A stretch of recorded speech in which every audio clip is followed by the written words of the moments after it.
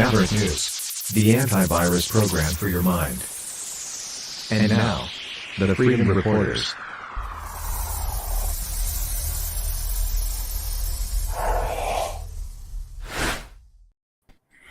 Good evening, everyone. I'm Rick Walker. This is the Maverick News Channel, and I'm here with my co-host.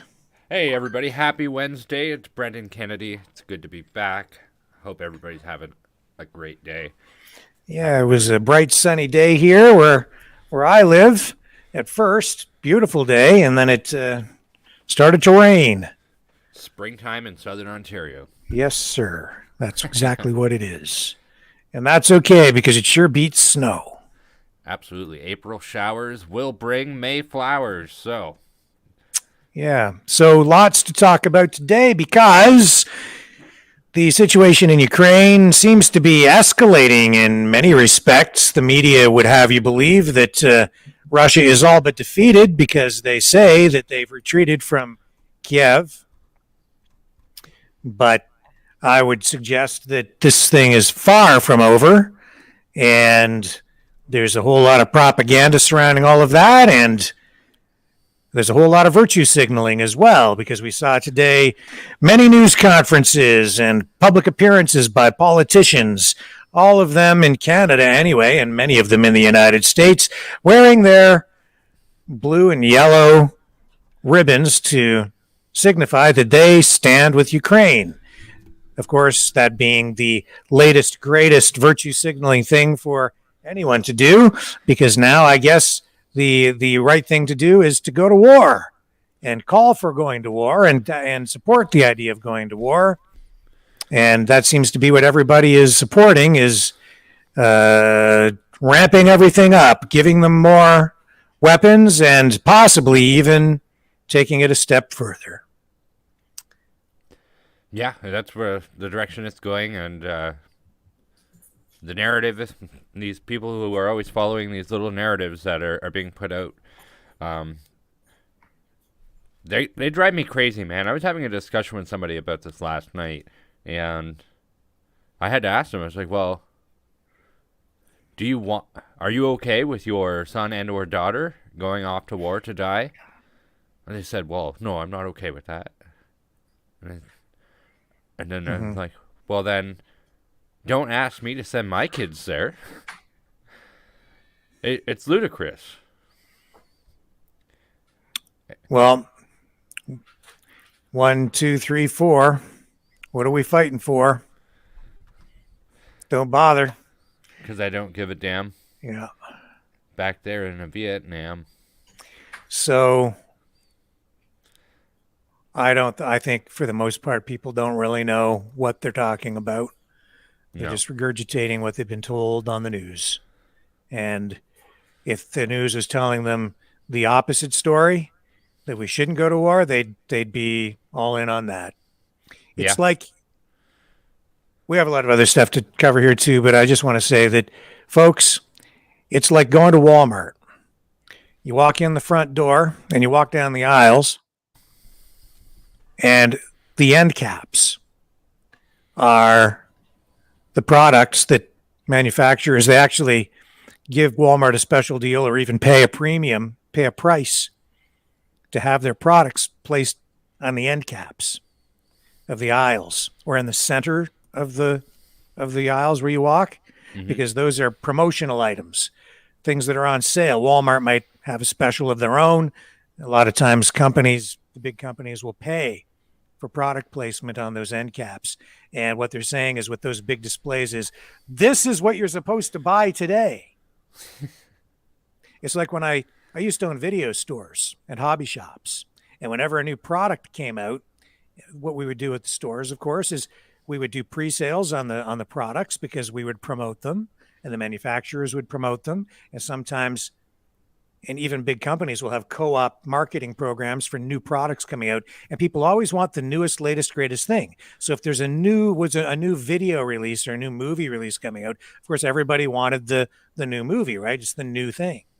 So that's what this war is for most people. It's just the latest, greatest thing that they can latch on to, because that's what the media is selling them right now. and they don't really think about it too much, to be quite honest. They just soak up Ukraine, stand with Ukraine. Yeah, you have to put that on my Facebook page, and then that's what they support. And I would even go so far as to say that that's even the case with what went on sort of with the truckers convoy too. You had a lot of people who, of course, were all in on the truckers convoy because they really meant it and they're dedicated to freedom. But then there were also a lot of people who just latched onto it because it was the latest, greatest thing. Don't make any mistake about it. And that's the way the public is. That's the way public opinion is. It waffles back and forth. It blows with the wind, right? And they go with whatever they're told. And so when it looked like it was a popular thing, a lot of people were standing on overpasses and they felt comfortable waving the Canadian flag. But now that the media is portraying truckers as Nazis, a lot of people are kind of like, oh, well, that's stupid. Having truckers drive around in a convoy, that's dumb, right? Because they're being told that it's stupid. Yeah. They can't. A lot of people just can't think for themselves, and we're seeing a lot of that right now, I think. So, of course, get the information, get all the information, make up your mind, make up your own decisions, just come to your own conclusions. But let's face it, there's a lot of marketing going on out there, whatever the news cycle is, and that's why we're seeing what we're seeing. And the politicians buy into that too, because they want to be seen, they don't want to be seen out of step. No, they don't. There's nobody in politics, at least in Canada. And you know who's out of step? Joe Biden. Oh. Joe Biden's out of step.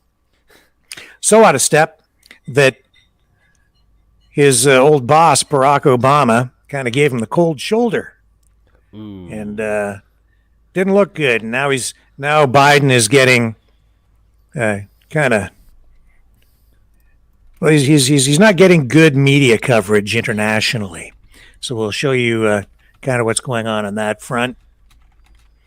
And lots to say about that. What else is going on? Doug Ford and Ontario's health minister taking a lot of heat from the media because they just don't want to let go of the COVID thing. And Doug Ford's being asked about rising COVID numbers. Oh boy.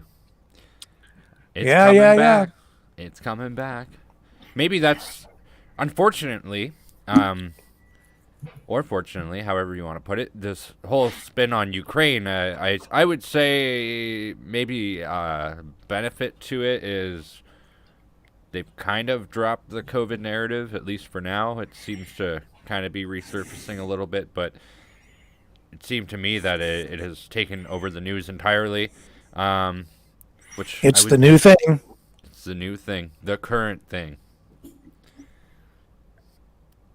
So yeah. I think that's kind of an interesting thought.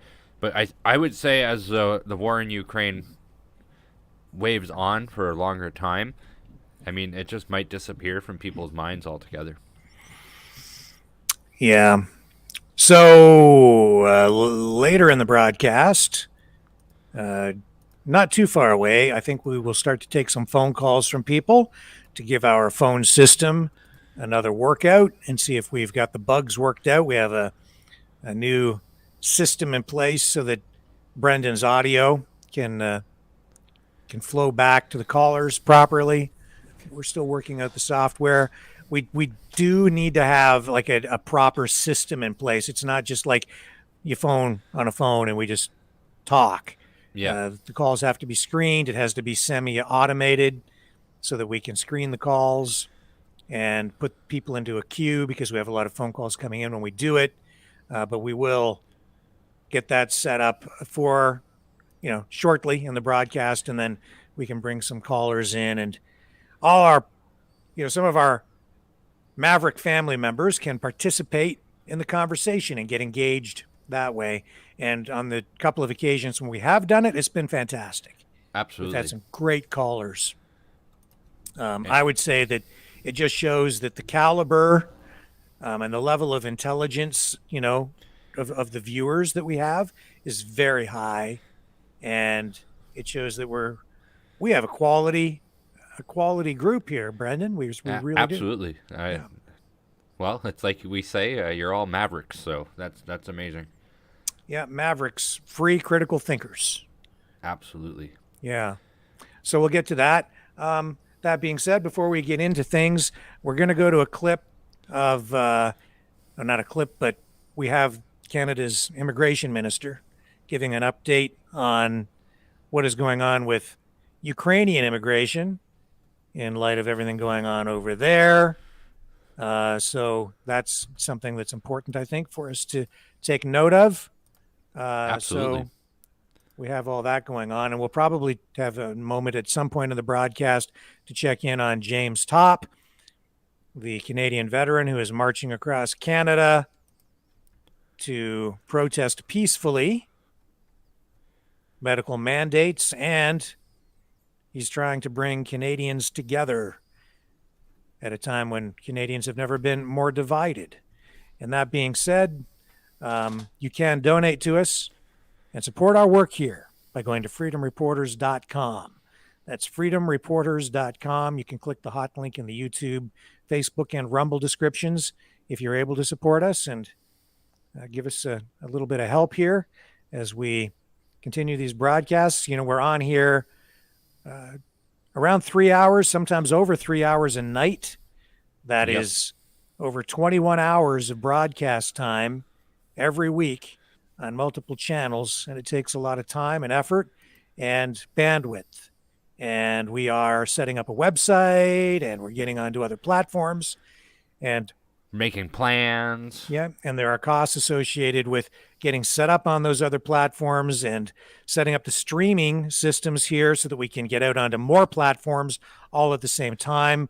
We've had to make an investment there. So there are costs associated with doing these broadcasts properly so that we can expand this, get the message out, and honestly fight for freedom, because that's what we are here doing. Brendan and I decided that it was something we had to do, especially as the freedom convoys got rolling. We knew we wanted to do something positive, and I said, well, what do we do the best, man? Like, this is my background, right? Mm-hmm. And so let's do this. Let's get online and get these podcasts up and running again. And I'll resurrect my news channel from before, a news channel that had sort of been in semi-limbo, and it's exploded. And I'm grateful for that, because it shows that there's a lot of support and a lot of freedom-loving people out there, and we've really expanded our network, and we've really created. I think we have a new family here in a way, right? It is. Yeah, It's like a family. So absolutely. And on here every night, we see a lot of mostly the same people, and new people arriving on top of that. So it's been fantastic. And thank you to everybody for your support so far and for just tuning in. And even if you're not able to donate, just watching, participating, commenting. It's all part of it. Calling in. And you could also smash the like button and hit the subscribe button and the bell for notifications. That is a very big help too. So thank you so much for all of your support that you've given us. It's been amazing. So that being said, let's move on here to our first important video of the evening. Just moments ago, this began with this news conference with Canada's immigration minister. Let it rip. Good afternoon, everybody. Welcome to today's press Sean conference. Fraser, My name is JP Tasker from updating CBC News, and I'll be today's moderator. with an update on settling refugees I have in here Canada. Sean Fraser, the Minister of Immigration, Refugees, and Citizenship, and Filippo Grandi, the United Nations High Commissioner for Refugees. Gentlemen, the floor is yours. Please take it away. Thank you so much. It's a pleasure to be here with you. Bon après-midi. Good afternoon, everyone. I'm absolutely honored to be joined here by my friend Filippo Grandi, the United Nations High Commissioner for Refugees. High Commissioner Grandi and UNHCR have been amongst Canada's strongest partners in our global humanitarian efforts, and I want to deeply and publicly thank you for your support, now spanning many years. High Commissioner Grandi and I today discussed both Canada's plans to welcome visitors fleeing the war in Ukraine, as well as the country's ongoing commitment to welcome Afghan nationals to Canada. Comme nous l'avons annoncé, le Canada accueille les personnes qui fuient la guerre en Ukraine et cherchent un refuge temporaire. Working with partners, we're going to continue to do everything that we can to make sure Ukrainians are supported over the course of their stay in Canada. Since January 1st, more than 12,000 Ukrainians have arrived here in Canada. And over the past 2 weeks, since launching applications for the new expedited process, the Canada-Ukraine Authorization for Emergency Travel, we've now received more than 112,000 applications from individuals who are seeking to come to Canada. And in the last number of days, we have now approved more than 26,500. Comme vous le savez, ce programme permet aux Ukrainiens de venir au Canada pour 3 ans avec des permis de travail et d'études ouvertes qui leur permettront de travailler ou de suivre des cours immédiatement. To support Canada's response, we acted early.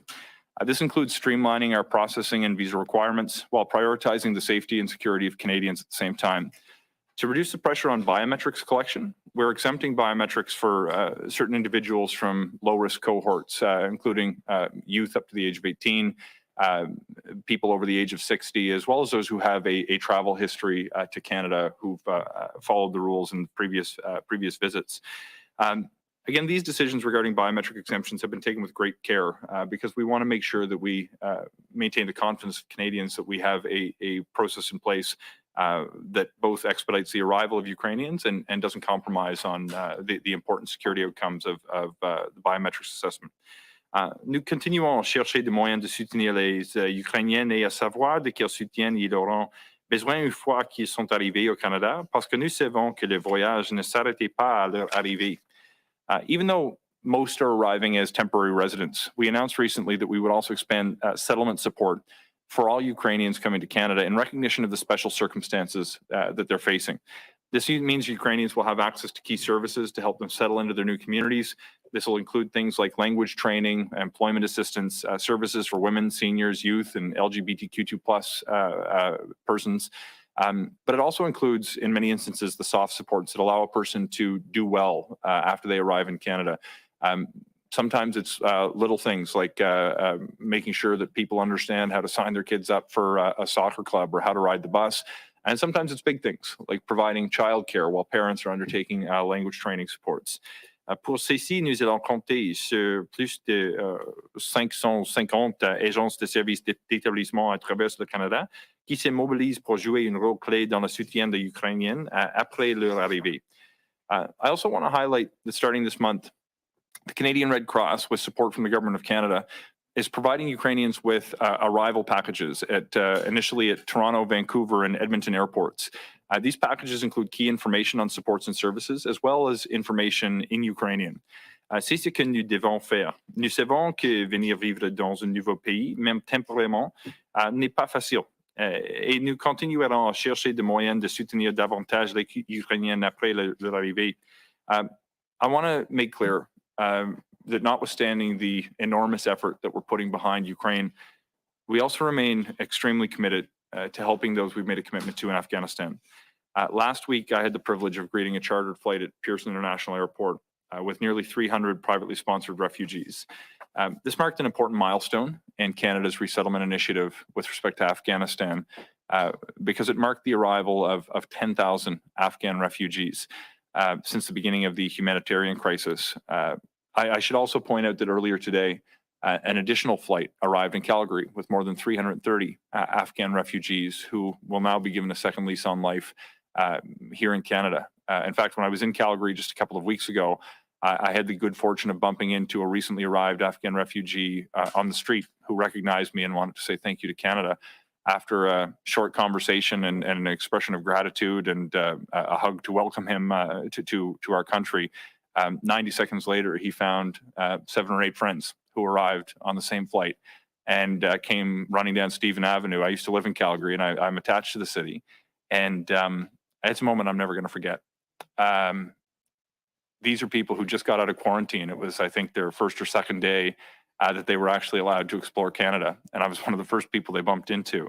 And it gave me faith that we're doing the right thing to make a substantial commitment to those who've fled the Taliban in Afghanistan and are now living in Canada. Being able to welcome personally those who arrived on the plane at Pearson last week, it was an incredible moment. I put it into perspective for myself. 10,000 people. I live in the town of New Glasgow. There are fewer than 10,000 people live in the town of New Glasgow. To think of my entire community is represented in the scale of the people who've already arrived in Canada, and that we're going to continue to go to 40,000 is extraordinary to me. But what really stuck with me is the fact you see kids when you're a parent and you see kids the same age as your own kids who might not remember what it was like to live under Taliban rule. I've had the chance to meet a number of kids who've come to Canada as refugees that are adjusting to life in Canada the same way that my kids are, and it's an extraordinary thing to see the difference that this program is going to make in their lives. The stories of these newcomers don't end with the arrival of an airplane. They come to Canada in communities large and small that are welcoming Afghans with open arms. Nous avons aidé encore plus d'Afghans à arriver rapidement et en toute sécurité au Canada pour commencer leur nouvelle vie, et nous sommes déterminés à atteindre notre objectif de réinstaller moins 40 000 réfugiés afghans en 2 ans. I want to emphasize that we remain seized with this effort and are going to continue to work with provinces and territories, resettlement and settlement service providers, private sponsors, and other stakeholders to welcome additional Afghan refugees. Je tiens également à souligner que le Canada n'est pas le seul pays à s'engager à développer de nouvelles initiatives pour aider les réfugiés qui viennent chercher refuge dans notre pays. Today, we had the opportunity to join leaders from other nations around the world and international organizations to launch an exciting new initiative that I'm very proud of, and that's the Global Task Force on Refugee Labor Mobility. And I'm very honored that Canada is serving as the inaugural chair of this task force. We're going to engage with global stakeholders from government, businesses, NGOs, and civil society to increase the number of skilled refugees that are welcome to Canada while decreasing labor shortages where Canada needs it most.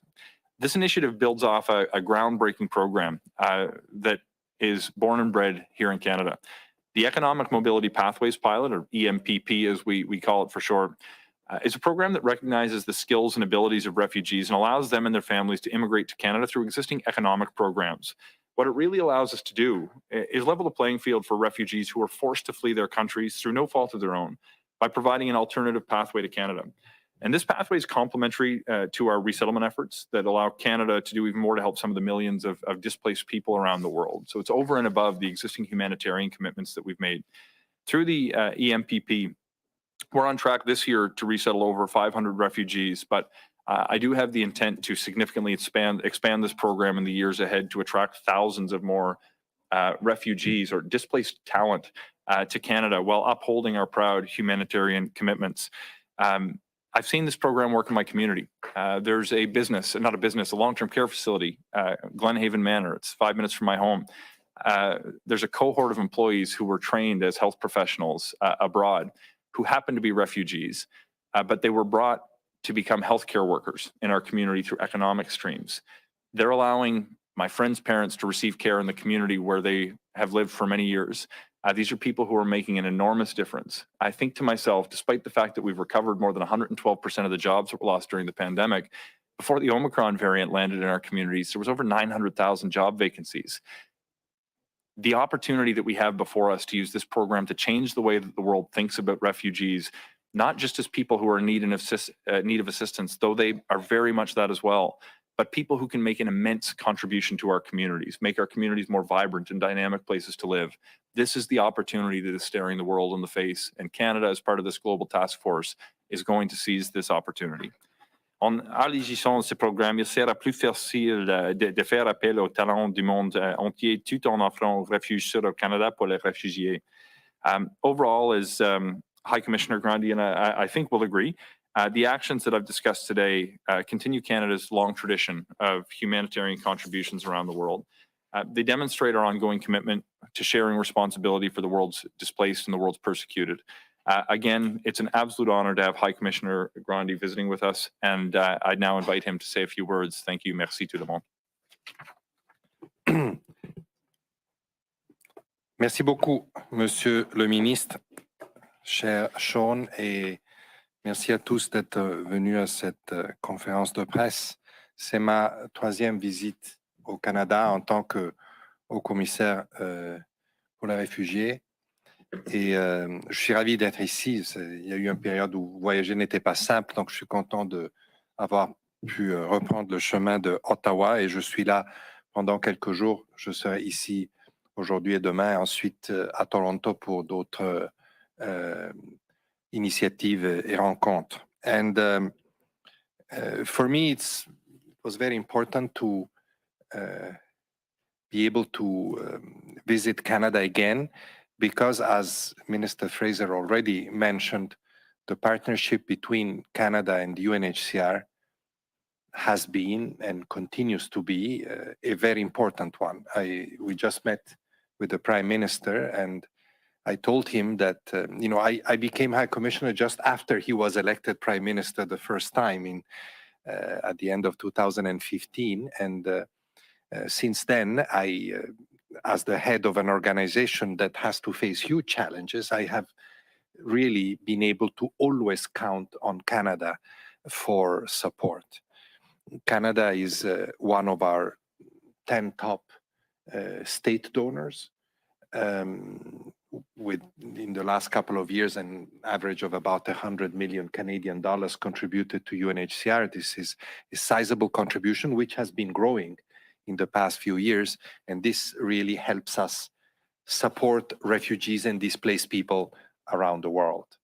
And of course, Canada is a very important resettlement country, and Minister Fraser already spoke about different aspects of its resettlement program.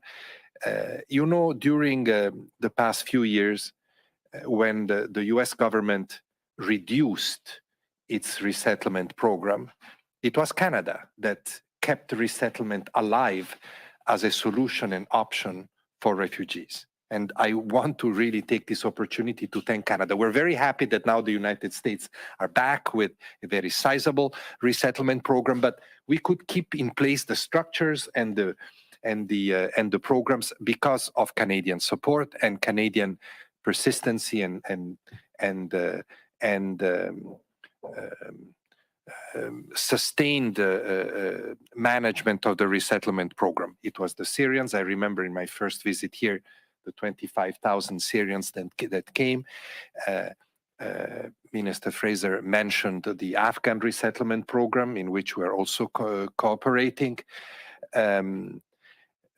It is now not a resettlement program, but the hospitality that is given to Ukrainians. But let's not forget, resettlement is also about many other populations or many other refugees in distress, particularly vulnerable in many other places. So that's very, very important, and I want to commend all these initiatives. I would like to add that, of course, with the Prime Minister and then in other government meetings, I have and will continue to discuss some of the most acute humanitarian and refugee crises around the world. Up to the 24th of February this year, my organization counted 84 million refugees and displaced people around the world. You all know that since then, that number has probably grown to well over 90 million. We must be in the region of 95 million now. We haven't the latest count, but you know that the Ukrainian war, the Russian invasion and the war that has followed, and the exodus of people both outside, 4.3 million people that have fled from Ukraine into neighboring countries, and the more than 7 million that are displaced inside, make this the fastest growing and most dramatic refugee crisis in Europe since the Second World War, as we have already said many times. And I'm grateful to Canada for the support that it is providing, also through my organization, in helping refugees, helping displaced people inside Ukraine, and trying to find solutions for them. I have recently visited for the second time Poland. Previously, I had also visited Moldova and Romania, some of the most affected countries. This time, just last week, I was able also to enter Ukraine and visit Western Ukraine, where the displacement situation is very serious. We have seen a decrease in recent days of the outflow of people, most likely because Ukrainians are watching very carefully the evolution of the military offensive and of the war. It is also possible that if larger parts of Ukraine go back in government control and are stabilized, that we will see also some people going back. But the scenarios remain very open. Many people are asking me, what do you think, more people will come? We don't know. This has been a very unpredictable situation, and I think we need to be flexible in our response on the humanitarian side to help people where they need to be helped. And this includes, of course, Ukraine itself. We have large programs there together with other humanitarian agencies. And it includes also those cities that are besieged and bombed and isolated. You have certainly followed the very, very excruciating negotiations that the Red Cross and the United Nations humanitarian agencies are conducting to have access to those places, to bring supplies to desperate people and to help those that want to get out of those traps, literally, in every way we can. Very, very challenging work, very difficult to get guarantees that those convoys will be secured, but we will continue to do that in the spirit of helping people where they need to be helped. Now, of course, and this was a message that I passed to the Prime Minister and to the government of Canada, not that they don't know that, but I think it's useful collectively to remember that we cannot forget all other crises in the world. Afghanistan is one. I was also very recently in my second visit to Kabul after the Taliban takeover in last summer in August. And of course, and even beyond Afghanistan.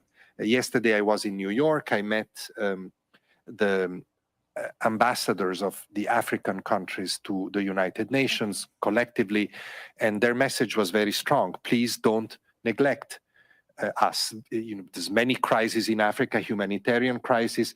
There is a need to sustain development assistance. There's a need to address the devastating effect of climate change, and this has been a strong message to the Prime Minister, which of course was very well heard and very much agreed comments, with. Brendan? And I was very pleased to learn just this morning that I think your mic is the muted. government of Canada has approved a substantive You're muted. contribution to humanitarian They seem to have incorporated everything woke into a single press conference, so good job. activities to address forced displacement, and I think this is really important. I think it just comes naturally. It I don't think does. they even try. But we live in a just very challenging world. Just with rolls many off It's the all. tongue. It's a cliche at this Just point. emerging from Look, the this is pandemic. heartbreaking. We have now the Any way we Ukraine slice crisis, this, and an important I think point to Canada make should is take that refugees you know very as well long as things are. I kind of actually think it's possibly a good thing with how they were talking about how we're going to fast track people who have a history with Canada, where they come here and they follow the rules. I thought that was okay. But at the end of the day, Justin Trudeau has screwed Canada's economy big time with the massive amounts of refugees that we have taken in. A lot of people don't think about this, but the current situation with housing, most average Canadians are in a position now where they can't afford a house anymore. It's very difficult. If you were to sell your house, Rick, would you be able to just willy-nilly go buy another one? No, I mean, it's all relative. So, yeah, if you had investment properties, you'd be sitting in a pretty good position. Mm-hmm. And because you can sell the investment properties, turn a very tidy profit, and then retire, right? Because it's a windfall at this point. But if you have to sell, if you sell your house and then you need a place to live, well, you're just going to end up spending the same amount of money that you forked out. or that you took in, right? So there's no way to win that way. No. You still need a place to live. Of course. And so I'm also concerned about. Well, unless you get a reverse mortgage on your retirement, I guess, and then you're benefiting from the increased value of your home. But we should probably get a financial expert in to talk about something like that in a more detailed way. But go ahead. Yeah, I mean, I wouldn't dare to, but all I'm saying is that with this, when Trudeau came into office in 2015, there's a huge correlation between him being in power and his policies and the housing market going out of control, which is crazy and unheard of. I think that at the end of the day, though, we should be concerned about importing extremists from the region, as we know that there's lots of people who have been have become exposed to a lot of Nazi ideologies and things of that nature. So I think that there's some concern there for importing that into Canada as well. Do you know how many immigrants Canada took in last year? I don't have that number off my head now. I'm going to ask some people here. Does anybody know how many immigrants Canada took in last year? I'll look in the comments. I won't wait too long because people are going to cheat and look it up. Like me right now. It was over 400,000. 400,000. How many are they talking about taking in now? What did he say? I think they wanted to ramp it up by 100,000. Yeah. So now that'll be 500,000. And I think they were going to increase it in 2022. So we might be up to 600,000 this coming year, maybe. I don't know. I'm not sure they know. They've already taken in, how many did he say? 20,000? What was it? 26,000 immigrants already have been approved. So I don't know if they're all here, but it sounds like they've been fast-tracked in. Okay. Let's put that in perspective. What's the population of Canada? About 30 million? Yeah, about that. So we're a small country. Very small. Population-wise, right? And there could be room for us. You just need to be able to responsibly house people and responsibly get people jobs. Because it's not good for immigrants if they come into this hellhole we set up for ourselves that has extremely high cost of living. It's very difficult to get a home or an apartment now. Things of that nature.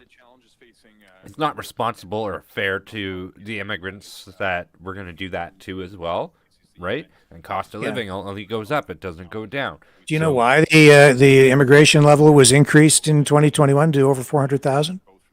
Because the government says that they wanted to stimulate the economy by bringing in more immigrants. Do you believe that bringing in more immigrants stimulates the economy? I don't. I've never thought about it. I think it can, but I don't think it does.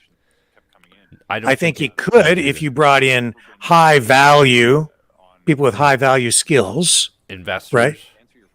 People maybe, if people can come into the country, hit the ground running, go to work, become productive, that can be something that could benefit the economy. But if you bring in low skilled people who need assistance to get up to speed so that then they can become productive. And I think the studies have shown that a large number of the immigrants that we are bringing in after a number of years are still on social assistance. Yes. So that's not stimulating the economy. That's a drag on the economy. Yeah, absolutely. It's kind of one of those things that can be difficult to talk about, but when you talk about seniors, for example, a lot of time, if you bring in a whole lot of seniors, you're going to, as you stated, that's not going to stimulate the economy. Right. It's going to. You could argue that it could stimulate the economy if you believe that a lot of government spending stimulates the economy, and in the short run, it can appear to, but government spending is really just inflationary, and unless you get a corresponding amount of productivity out of it on a positive level, then if you don't get increased productivity, then you get a drag on the economy. So it depends on how the government money is spent. Is it truly an investment, or is it money that goes into a government program and ends up going down a toilet? That's right? just it. That's just So it. does it fuel consumption or does it fuel production? That's what you need to ask yourself when you're looking at government spending. And that's the case, the same thing with immigrants. And there are all these unintended consequences from all these government programs, whatever the government social program is, Yeah. whether, and in this case, it's an immigration social program, there are unintended consequences, or sometimes even consequences they know are coming. They just don't want to talk about it. And one of those major consequences is massive inflation of housing prices because it increases demand. Huge. They can't build housing fast enough. And with that increased demand and not enough supply, you get higher prices. It's the supply and demand cycle. It's just that simple. It's a law of nature. And that MP was talking about, oh, I think about this number, like 10,000, and this community I live in is also 10,000 people. It's like, okay, you're going to take in a small town size worth of people and put them where? Right? Like, and there's several parts of the Canadian economy that are not doing so hot. I mean, you look at places like Newfoundland. What are we going to do? Ship people in Newfoundland? You need to put this in perspective, right? Like 400,000 or 500,000 people Yeah. every year we're bringing into this country. What is the population of, say, the city of Windsor, Ontario right now? No idea. I can get that for you. Windsor, Ontario. 233,000 people in the city of Windsor. Yeah. Okay? So that's we're bringing in two cities the size of Windsor over that number now every year, approximately, because of the 400,000 plus whatever we're bringing in on top now because of these other emergencies, right? Yeah. So you have to build two cities in a year. Now you could say, "Oh, that's good for the economy. We'll build two cities," but Not if You have it's to- government paying for it. that puts massive pressure on so many different aspects of our society. Schools, where are you going to put all the kids? Healthcare system, two cities the size of Windsor in a year, and you have to, and they're going to come in and they're going to need healthcare. They're going to need education. They're going to need, all these other supports when they get here. And yeah, some people will get government jobs out of that, and then the money that flows, but overall, you're not getting productivity immediately out of that. It's going to take years Yeah. for these folks to come on stream in some cases. Some will be able to contribute right away, but the vast majority need to learn the language, get settled in, find a place to live, get some training. If they're not qualified in a given field, they need to upgrade their skills and qualifications. It takes time, and we have to Takes invest. a lot of time. We need to then invest in the people so that they can become productive members of the community, right? Fine, fair enough. But there's a price to be paid to get there. There's an investment to be made. And if it's not done properly and responsibly, it can backfire. And we've seen that with housing prices. That's just one example. One Right. example. And I don't know that the market's going to recover anytime soon, if ever, at this point, at least not in time for, say, my son who's in his 20s. How's he going to, he can't afford to buy a house. No, he cannot. He's working his tail off right now, and I don't know that he'll ever get enough money to ever be able to buy a house. So he'll have to live in a shoebox. The same thing with my daughter. That's not what I wanted for my kids. But thank you, Justin Trudeau, for your immigration policies, because that's what's fueling it. But tomorrow in the federal budget that's coming down, do you know what we're going to see? Oh gosh. Apparently, did you hear about this? They are going to be making it illegal, I think, for at least the next couple of years, for any foreign ownership of residential properties in Canada. So they're going to make it illegal for anyone to come in and buy a property. See, they're blaming foreign investment on housing prices. I'm telling you, that's not really the whole story. There's some of that going on. Okay? But that kind of investment, I'm not even concerned about that. I really don't care that much, because most of those foreign investors are buying rental properties, and then that actually provides housing, because that creates demand, but it creates vacancies where you can then house people. If you take that investment money out of the market, that will actually potentially drive up prices more, because you're taking consumers out of the mix and still restricting supply. And then you're increasing demand because you're increasing the number of people that need to come in but can't actually afford to buy the houses. Yeah. So do you know what the government's going to do? How are they going to solve this problem? Government paid for affordable housing. They love it. They're going to pay. You're going to see massive investments in government housing projects, because they'll say we need affordable housing. What's the solution? It is that they're not going to focus on the free market, and they're not going to focus on. There will be some of that. Yeah. But largely, what they're going to do is they're going to use this as another excuse to manipulate the market. They've created a problem, and now they're saying, "Trust us. We're going to give you the solution to the problem we created." And when they build more government affordable housing, when they build these things, it skews the market even further. You'll own nothing and be happy. More and more socialism, whether it's communistic socialism or fascistic socialism, it's socialism. I'm glad you brought the budget coming up. So Canada is releasing a new budget. The Liberal federal government is going to be putting out a new budget, and I always hate this time of year because this is when they do all the vote buying. So people are all looking for free stuff basically with this. It's not going to end up good. I mean, this is terrible. But hey, it'll be I guess the bright side about it is there'll be more cannon fodder for the live stream here. So yeah, so don't get me wrong, like I'd rather have the immigrants come than send weapons over there.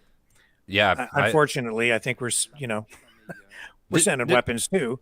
This is inevitable. Like I said at the beginning of my little spiel there, this would be inevitable. No matter what government we have in power, this would happen. But I've outlined my concerns with it. Do you think that, based off of the amount of organized crime in Ukraine, do you have any concerns about that coming over here? I always have concerns about the people that we bring to the country. Mm-hmm. I worry about it on a lot of levels. Are they criminals? Are they terrorists? What is their background? Are they actually going to be able to be productive members of society? Are they truly going to be better off here, or would we have been better off supporting them, in the country where they came from and finding a way to help them stay closer to their families there? Are we bringing people here and creating a brain drain in their home countries and making it more difficult for those countries to then prosper and develop and solve problems, on their home front? There are all these kinds of issues, right? Yeah.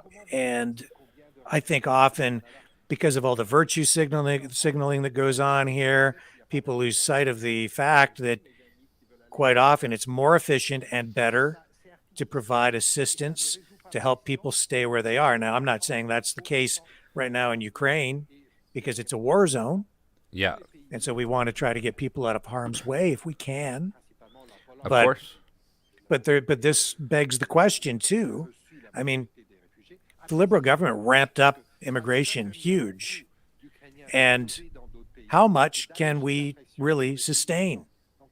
I wake up in the morning anymore, Brendan. I don't know, man. It's like we're living in some twilight zone. The money that the government is spending, it just seems like the government is driving us off a cliff and they've got their pedal right to the floor. Yeah, that's exactly how it feels. And when it comes to all of this spending, it's all these socialists that are always saying, we got to have more of these programs, more of these programs, more of these programs. But the reality is, if we keep spending the way we're going on this credit card economy, we're not going to be able to have social programs.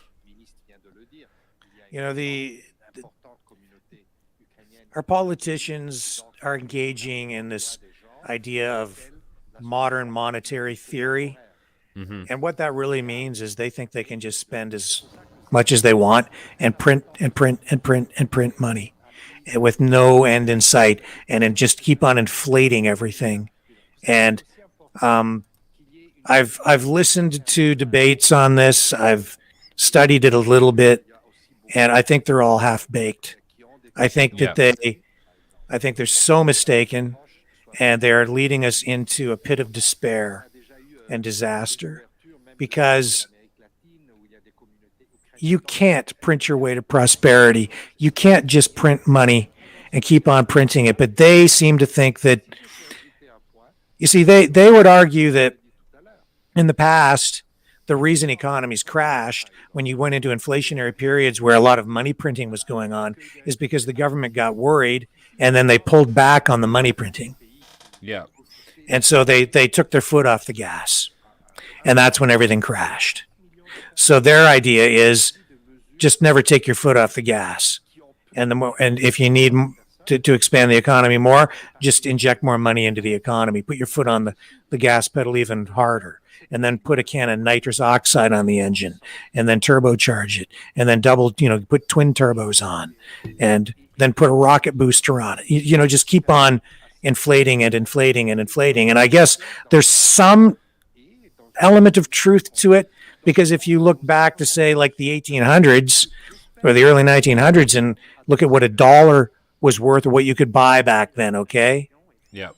You could buy I remember you could buy, let's even say in the 1970s. Yeah, you remember the 1800s? Oh, yes, I remember the 1800s well. Yeah, you were there. But in the 1970s, I could go in and buy a can of soda pop for 35 cents, right? 50 cents. Then it got to be 50 cents, Next thing you know, I remember I flipped out when it was $1. Oh, really? $1 for a bottle of pop? $1? Right? Yeah. Well, to me, even now, it seems crazy to have to spend $1 on a bottle of Coke or a Pepsi at the variety store. But it's not $1 anymore. Now, what is it? Is it $1.50? $2? $2. $2, yeah. $2. And they've shrunk the bottles significantly. So that's inflation, right? So your dollar's not worth. Shrinkflation.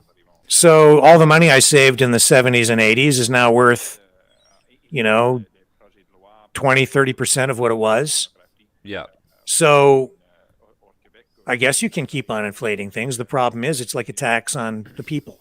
Anyway, we're getting into an economic argument here, and we're really talking about I didn't realize immigration. we were arguing. What's that? I didn't realize we were arguing. Well, we're talking, just talking Yeah. about it.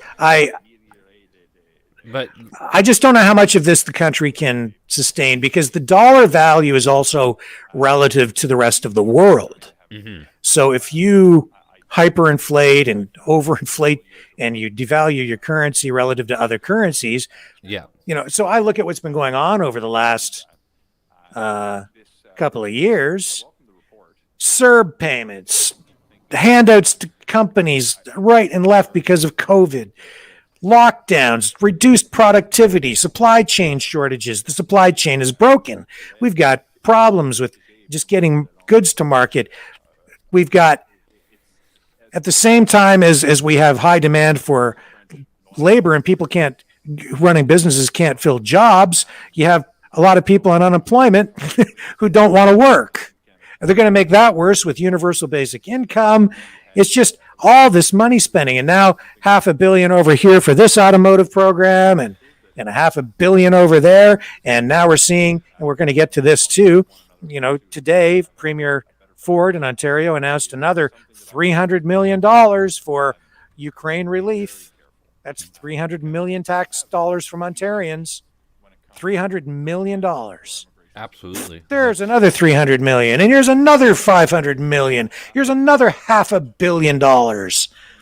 Well, we're going to pay for that, folks. We all have to pay for that. And here's another $500 million to buy some guns. Make it rain. And now let's, okay, we got to bring in some people from Ukraine to help them out and get them started on a new life. Well, okay. Got to pay for it. Can we afford to do that right now? Maybe we shouldn't have spent all that money before. Maybe we should have been more responsible before, so we'd have something in the kitty so that we can do this. But did Justin Trudeau have a rainy day fund? No, he's just print more, go to the printing press. Yeah. Absolutely. That's what they're doing. Absolutely. I mean, we're just a few interest rates from big trouble. Yeah, 20-cent cheeseburger at McDonald's. Yeah, I remember the days, man. I remember gasoline when I was a kid was like 60 cents a gallon. 60 cents a gallon. Yeah, can't even fathom that number. Yeah. And I remember saying to my dad, because it got to be like 75 cents at one point, and I said, Dad, what are we going to do when gas gets to be like $1 a gallon? What are we going to do? I don't know, son. I don't know. I guess I know what we're doing now. I guess we're going to have to buy electric cars. Speaking of electric cars, never mind. I won't get into it. Yeah, let's not talk about electric cars. Jeez, I just read another thing today. Just more money. More money. I think at this point I'm just going to buy me one of them raw power things. Yeah, you got to get that. Yeah. And I could impress the ladies with the raw power of my bicycle. We're also going to, talk today about John Tory, the Toronto mayor, and Toronto's reconciliation program for First Nations. Oh, they're putting in a reconciliation program for First Nations? Yes. Victoria, British Columbia, they had done the same, like a property tax program. You could choose to pay more taxes, and they'll send it to, well, I'm not sure where they'll send it to, but it's supposedly as a reconciliation measure, which, wow, crazy.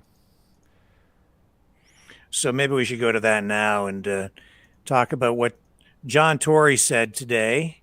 We have him queued up here. And Toronto has an action plan to address truth and reconciliation. Bring that out. We'll bring up John Tory next. Mayor of Toronto, Ontario, Canada. This is John Tory today speaking about what we were just talking about. Good morning. Throughout the pandemic, we have worked as a city to do everything we can to save lives, to stop the spread of COVID-19, and to protect our healthcare. Our energy and determination and the skill of our frontline teams, and what an outstanding job that they've done on behalf of the people of the City of Toronto.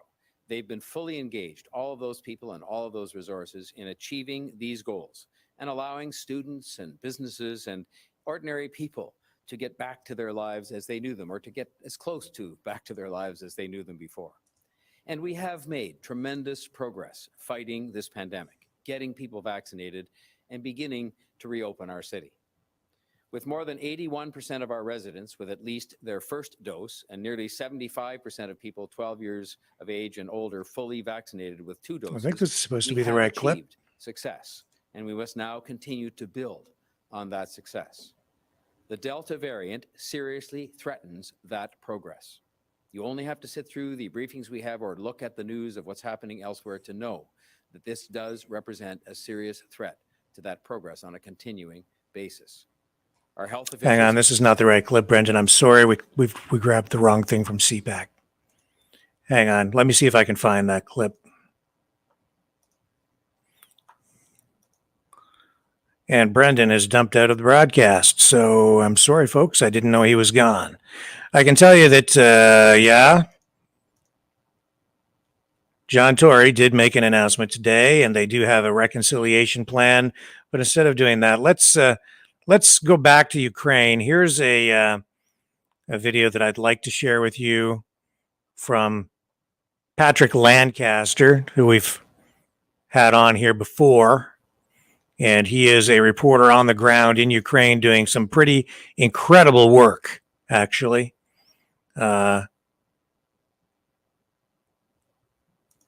And what he had to share with us today is heartbreaking, to say the least. And he's kind of telling a story that's somewhat different than what we're getting out of the mainstream media. Here's his most recent report to us, and we'll share this with you now. Lancaster, and right now we are in the Petrovka district of Donetsk, very close to the front line. And if we listen, we can hear the small arms fire of the battle that's going on. And this civilian area has come under shelling. We're investigating the shelling damage to these homes.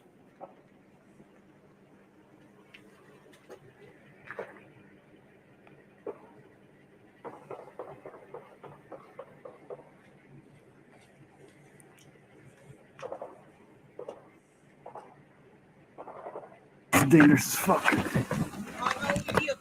Здравствуйте. Там вообще там жесть одна. Да? Ну, во двор попала все.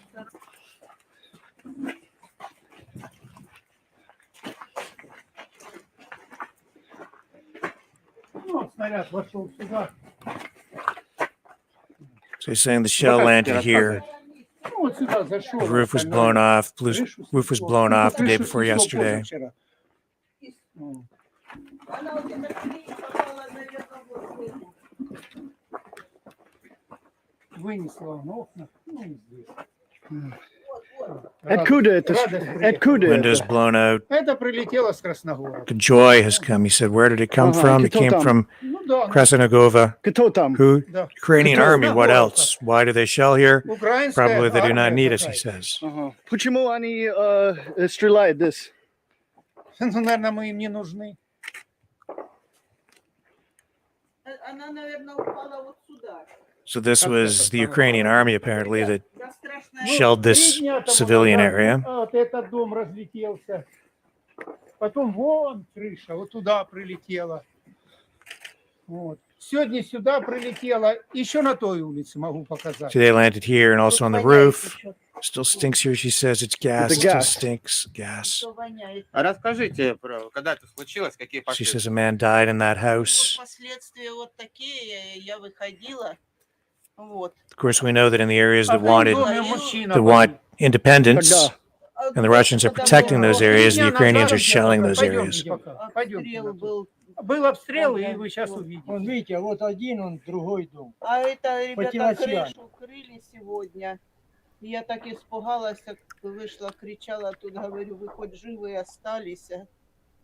Когда не успели соскочить, прям с крыши вот так вот скатились. И откуда это стреляет?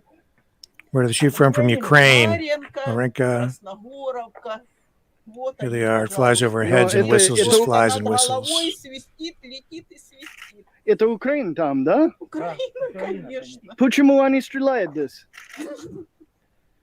Нравится им, наверное. Says they've been shelling us there for 8 years. 8 years they've been 8 shooting. лет они сюда били. Можем тут военный объект. Maybe there's a military object here. What military? There are people here. She says, can you see here any tanks? Nothing. Only civilians. It also hit there. It shattered. There's my house over there. It also hit it and another house. And on the other street too, the girl's house, she lives alone. And this one also lives alone, she says. Как вас зовут? What's your name? My name is Lilia. Крыши там все на свете. Вот оно дымом застелилось, все. Вот несколько дней, вот 3 дня назад тут, а теперь опять. Ну как почему? Видать, мы им не нужны. Или что стрелять? Я прилетела сюда. Вот оно уже вот второй раз прилетело. Сколько раз здесь? Два раза здесь, два. Сегодня. Нет, 2 shells there today, apparently. Тут было и опять. Ага, и что, это, когда это был? Когда Позавчера. там было, вот это сюда прилетело. Позавчера прилетел. Вот. А, это все позавчера, да? Нет, это сегодня. Это сегодня. Сегодня. 12 часов дня. Утром. Ага. Вот. И вот, смотрите, все повылетало, везде все повылетало. Area here just comes under shelling a couple times a day. Now we're going to another location that was hit.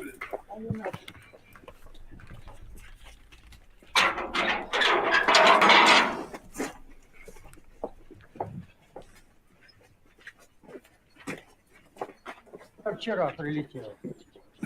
Позавчера? Да. Ага.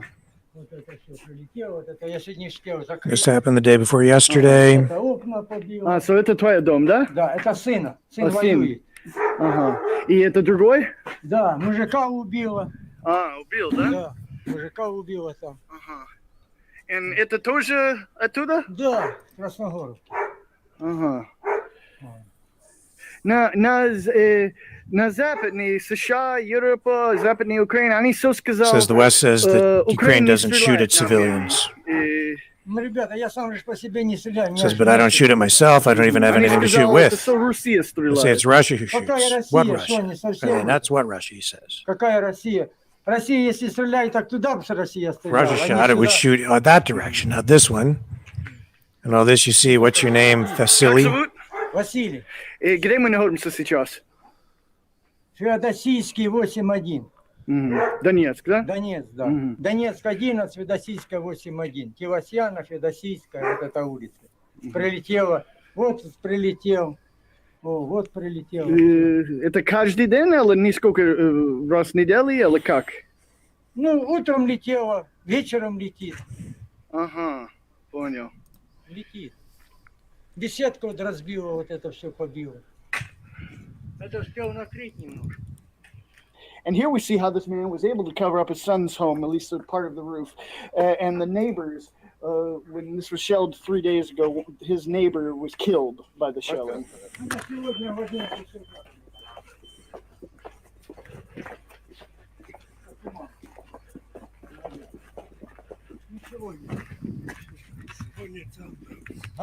Сегодня в 11 часов дня. Вот это все прилетело. Это тоже мина. 220 или какие-нибудь. А можете пройти показать, куда попало? Вот оно прилетело. Вот сюда. Это забили мы сегодня. Окна позабивали, поразбивало. Вот сюда прилетело.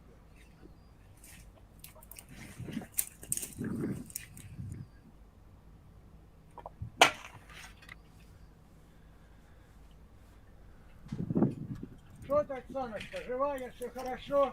Все замечательно. Да, это уже хорошо, когда замечательно.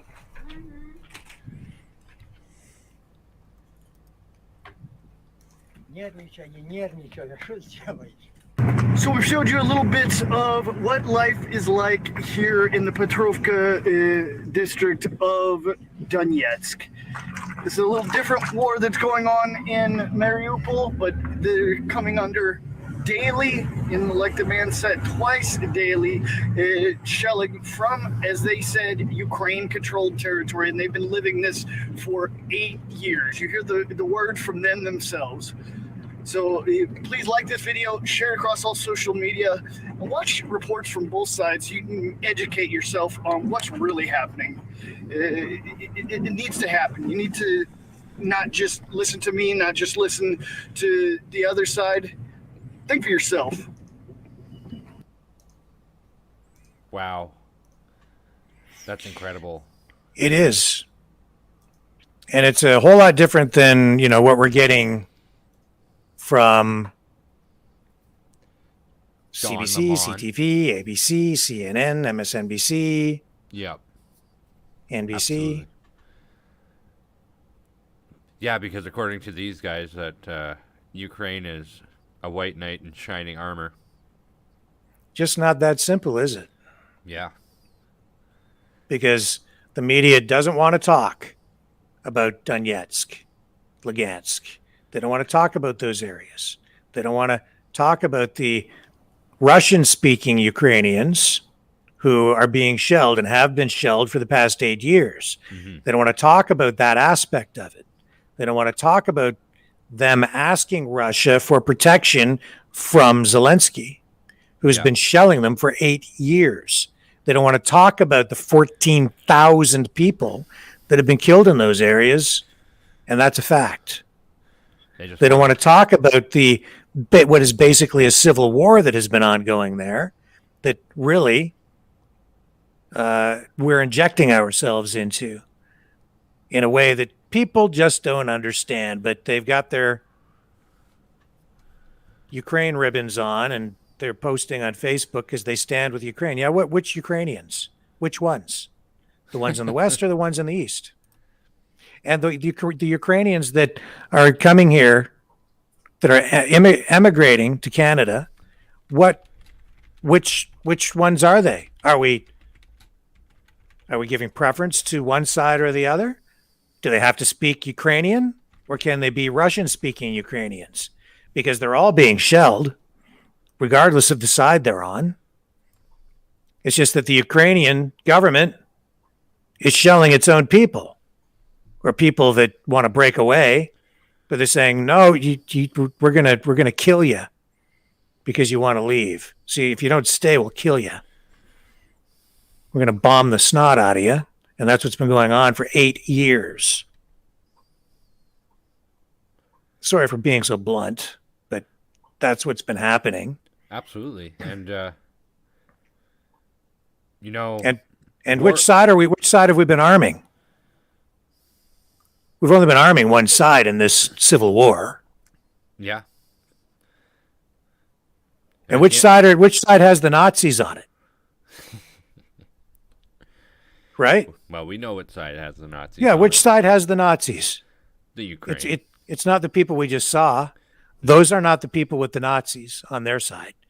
No. That's not where you find the Azov battalion. At the end of the day, what side of history are you going to end up on here, Brendan? It's not going good there. But It's not going well here. No, it's not. And at the end of the day, war is worse than hell, because in hell only bad people go there. War, everybody can be sucked in. Anybody can be sucked into it. As you'd seen in that, interestingly, was a lot of elderly people. Those aren't combatants. I think maybe people should change their Facebook posts so it says, and their T-shirts or whatever they're wearing, to say, I stand with only the Ukrainian-speaking Ukrainians in the West who have the Nazis with them. We don't like the Russian-speaking Ukrainians because we don't even know that they're there.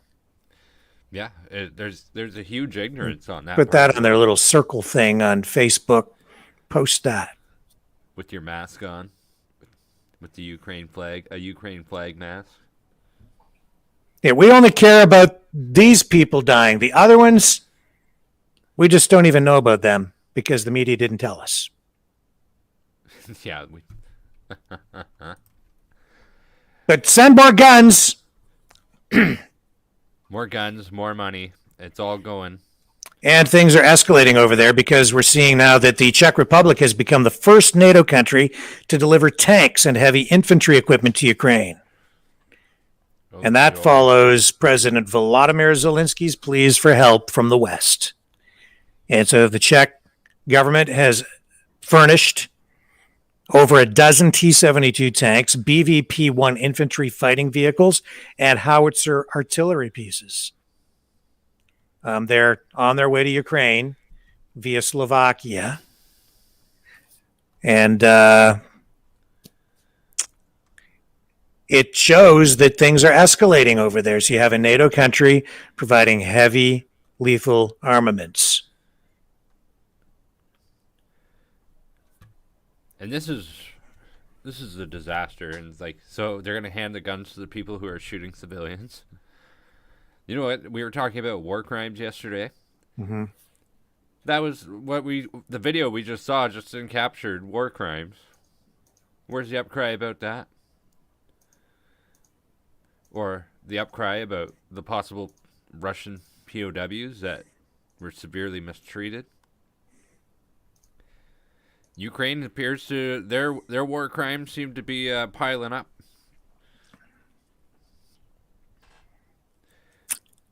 Yeah, well, they don't talk about that either, do they? There's only like one side to the story, and that's it. And you have to cheerlead and get on board, or you're a traitor, I guess. I'm not.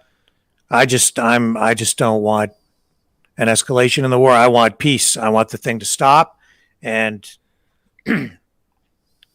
but that's not what the media wants. That's not what the government wants. They want this thing to escalate. They're in it to win it. They got their players. They already picked who they're supporting, and this could escalate. We're playing with fire here, and it's not a black and white situation. It's way more complex than most people give it credit. Yes, it is. As Patrick Lancaster has just showed us time and time again. Yeah, it's messy over there. There's a lot of history, and some of it not even ancient history. Some of it, it's history from the past 8 years that the media is just choosing to ignore. They don't want to talk about the nuances surrounding this story, this tragedy, this war. They just want to give you a cheap argument. Yep. There's no Nazis there. The president is Jewish. Ergo, That's right. That's no right. Nazis. This is just Putin being a megalomaniac. He's just invading. He just woke up one day and he was nuts, and he just decided to invade, and we have to go there and fight for democracy, and that's the story. Yeah. That's the story. Absolutely. That's a story. It's not the story. It is, unfortunately, the narrative. So, with that being said, we are going to take a very brief 30-second break here, and then we're going to come back, and I have that video with Toronto Mayor John Tory talking about reconciliation. We may come back to talk a little bit more about this situation in Ukraine, because we're going to be taking phone calls very shortly from members of our Maverick families. Stay with us. The New World Order. Government overreach. The Great Reset. Mainstream media lies. Now more than ever, independent voices are needed. Donate now at freedomreporters.com. That's freedomreporters.com. Maverick News. The antivirus program for your mind.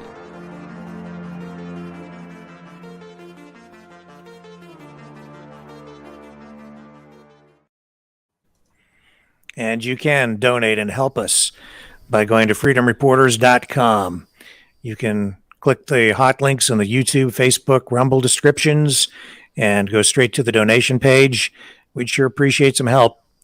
We've got a lot of work to do here. We are fighting the information war. We are bringing you different perspectives, different arguments, different evidence, different videos, unedited videos, and we are trying to get everyone closer to the truth here on the Maverick News Channel. And that will be the domain of our new website, mavericknewschannel.com, mavericknewschannel.com. The website's not up yet. We're working on it, but that will be the domain. And when that is up and finished, we will have curated news content, a variety of different news and information on there, and as well as our live broadcasts will be viewable on there as well. And we will have all of our old shows archived there. So it'll be a safekeeping place for all of that kind of content. So if you can donate, we'd sure appreciate it. freedomreporters.com, and I'll let Brendan tell you how else you can provide support. You can smash that like button, hit the subscribe button, and the bell for notifications. Every time you do that, a communist cries. So definitely make sure you help us out that way. We really appreciate your help and support that we have gotten over the past few months, and yeah, definitely share it out there. And we're not building anything back better. We're just building better. Well, it's not hard to build back better when you blow the crap out of everything. Yeah. Yeah, exactly. Because I don't know, like, and hopefully that's not the Great Reset. Hopefully that's not what they meant by a Great Reset, because that'd be one way to do it. That's exactly what they mean by the Great Reset. They've intentionally destroyed they're intentionally destroying the economy so that they can build it back better in their own way, so that it's better for them. I meant more in let's level down some neighborhoods. War. Well, I think there's some of that going on too, to be quite honest. Yeah. I mean, what do you think we've been talking about, right? What do you think we've been talking about? Well, hopefully it doesn't come here is what I mean. But that's the concern at the end of the day, right? So it certainly is, and I hope it doesn't as well. But I don't know. Every day, things get weirder and weirder, and the world gets smaller, and we no longer have the insulation because of the oceans that we used to have. No. And even here on the home front now, what do we have? John Tory, Mayor of Toronto, talking about the municipality's new reconciliation action plan. Sorry, that's the wrong. Yeah, I have it here. Wrong one. Do you have it? Yeah. I just queued it up. Here he is. I've got him.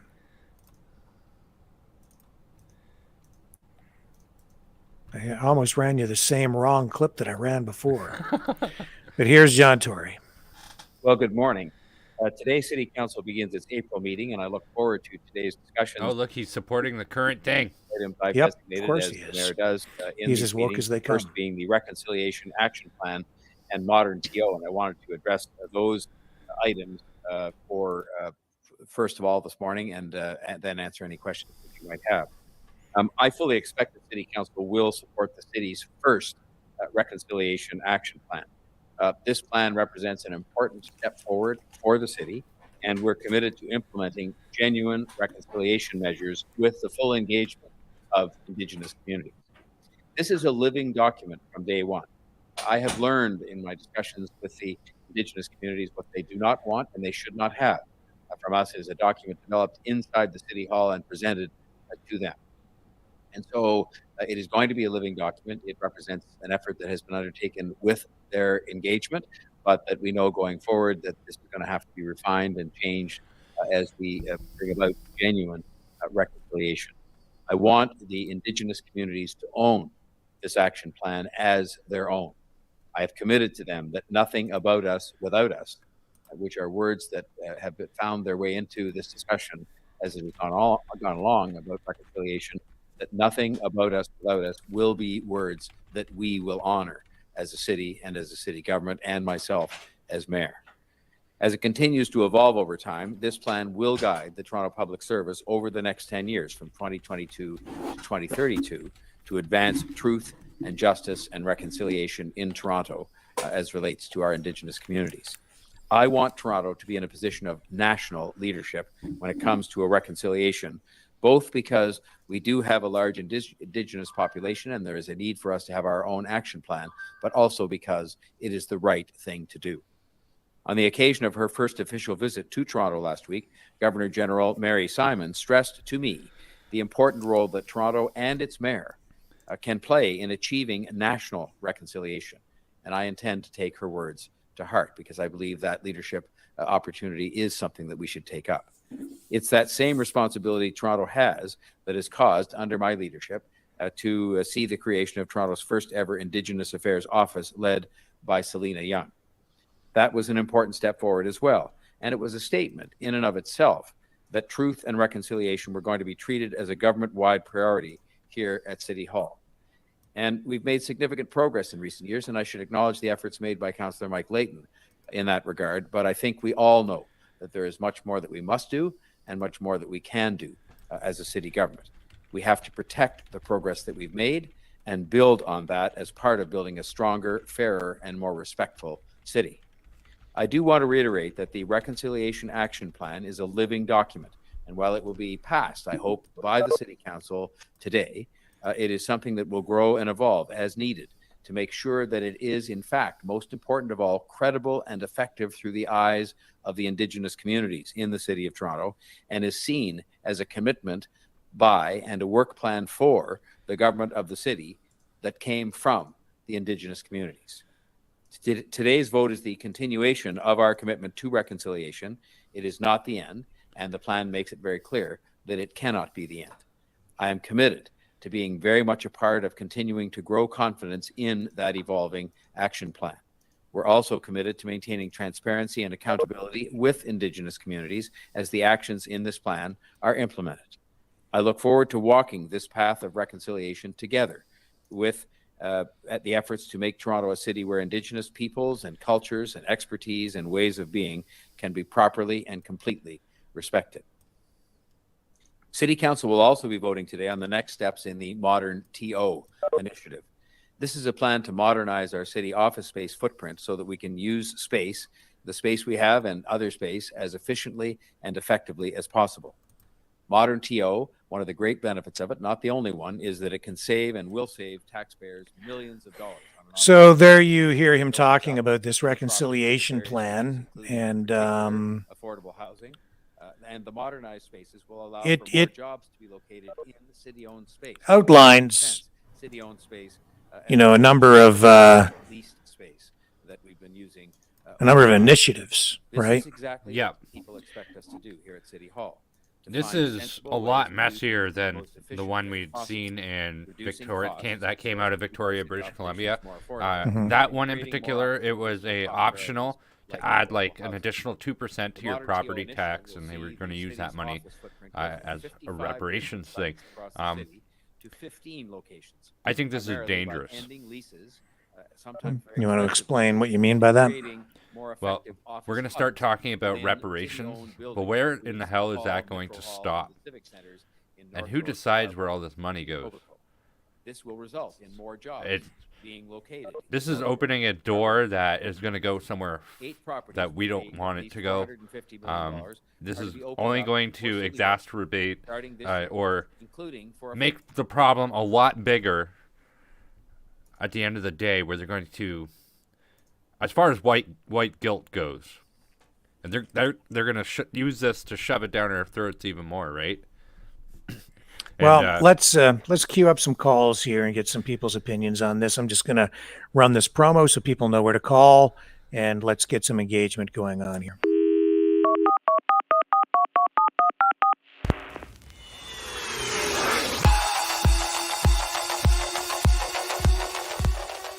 Join the conversation.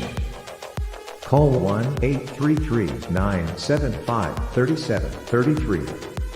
That's 1-833-975. Free.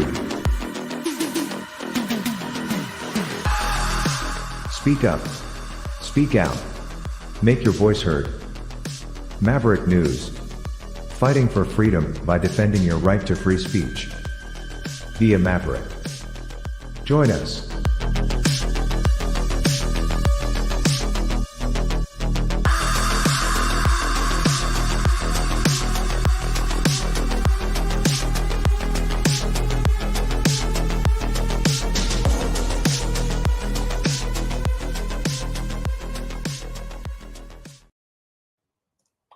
And you can participate by calling in at 1-833-975-3733.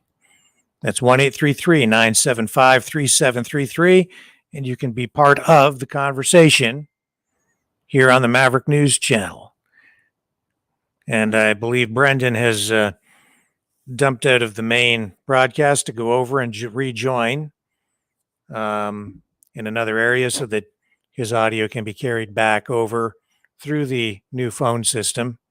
So if you'd like to participate in the conversation, call 1-833-975-3733.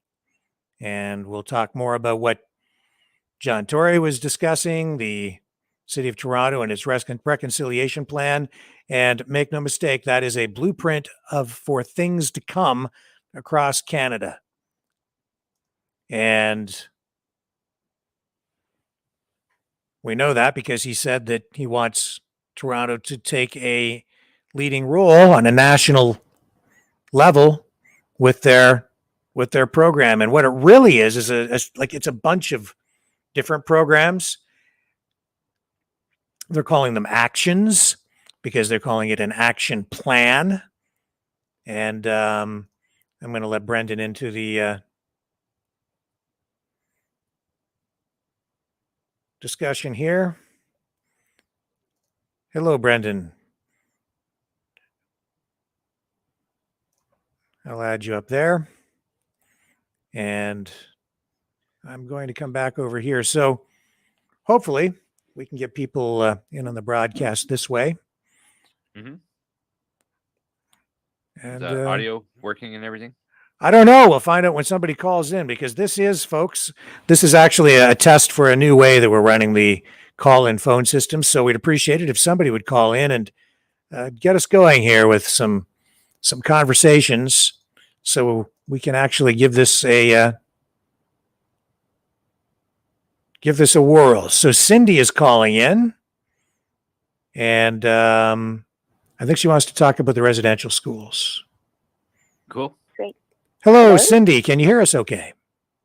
Yes, I can hear you. Excellent. Thank you for calling. Well, actually, I shut the TV off, so I just hear what's on the phone. I don't know if I can hear. Brenden. Sure. Hold on. Can you hear me? I can hear you. Perfect. Excellent. You can hear everyone. We're all connected. Excellent. I just wanted to give a quick insight about Ukrainian refugees. I live in Montreal, so we had seen when our Prime Minister got elected a large influx of people from the Middle East, as he had promised. And from what I can see in my neighborhood, it didn't happen very good. The transition did not work very well, to say the least. Mm-hmm. So my concern would be, like, what's going to happen with them, with the Ukrainians coming in? Will it be a flop like it was with people from Syria? Or will it be better? Because I'm not against getting people over, like you mentioned. If you have a degree, if you have a skill, I mean, think about trade schools and so on. If you're a plumber, if you're an electrician, yes, of course. But the problem resides, I think, in the fact of unskilled labor. And I would hope that it would be a bit better around this time, because in my community, we still have a lot of problems with housing, with affordable housing.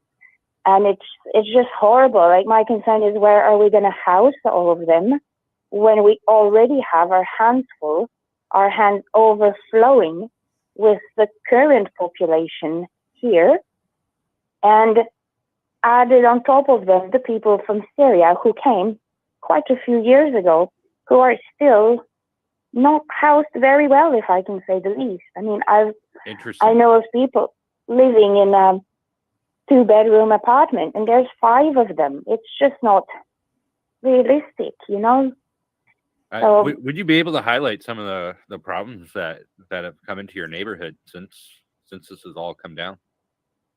Yes, of course. I volunteer at the food bank, at the local food bank, to help people out. Mhm. I've been doing that since roughly 2013. And sadly, what I see is that the recipients are 8 out of 10 refugees or immigrants.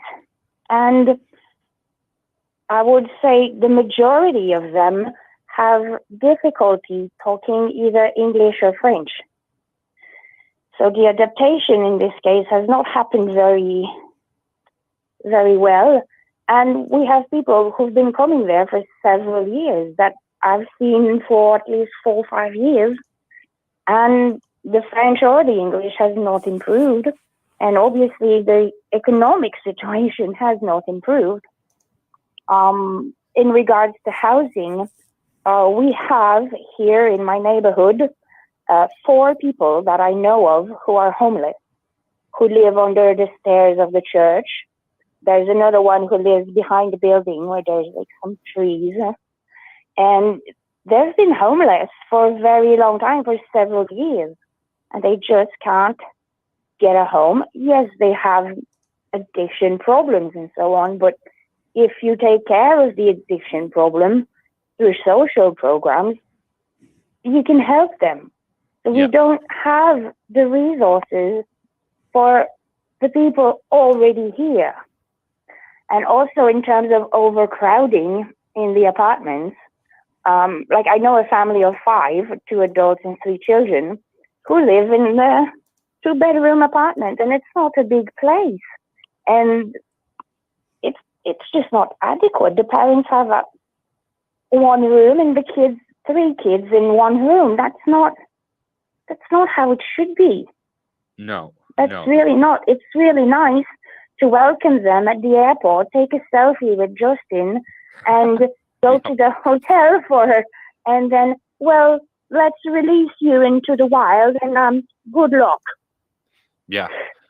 There's so much that goes into welcoming communities, and that's one of the things I brought up earlier in the broadcast is there is a large amount of organized crime elements that are in Ukraine, and that is concerning.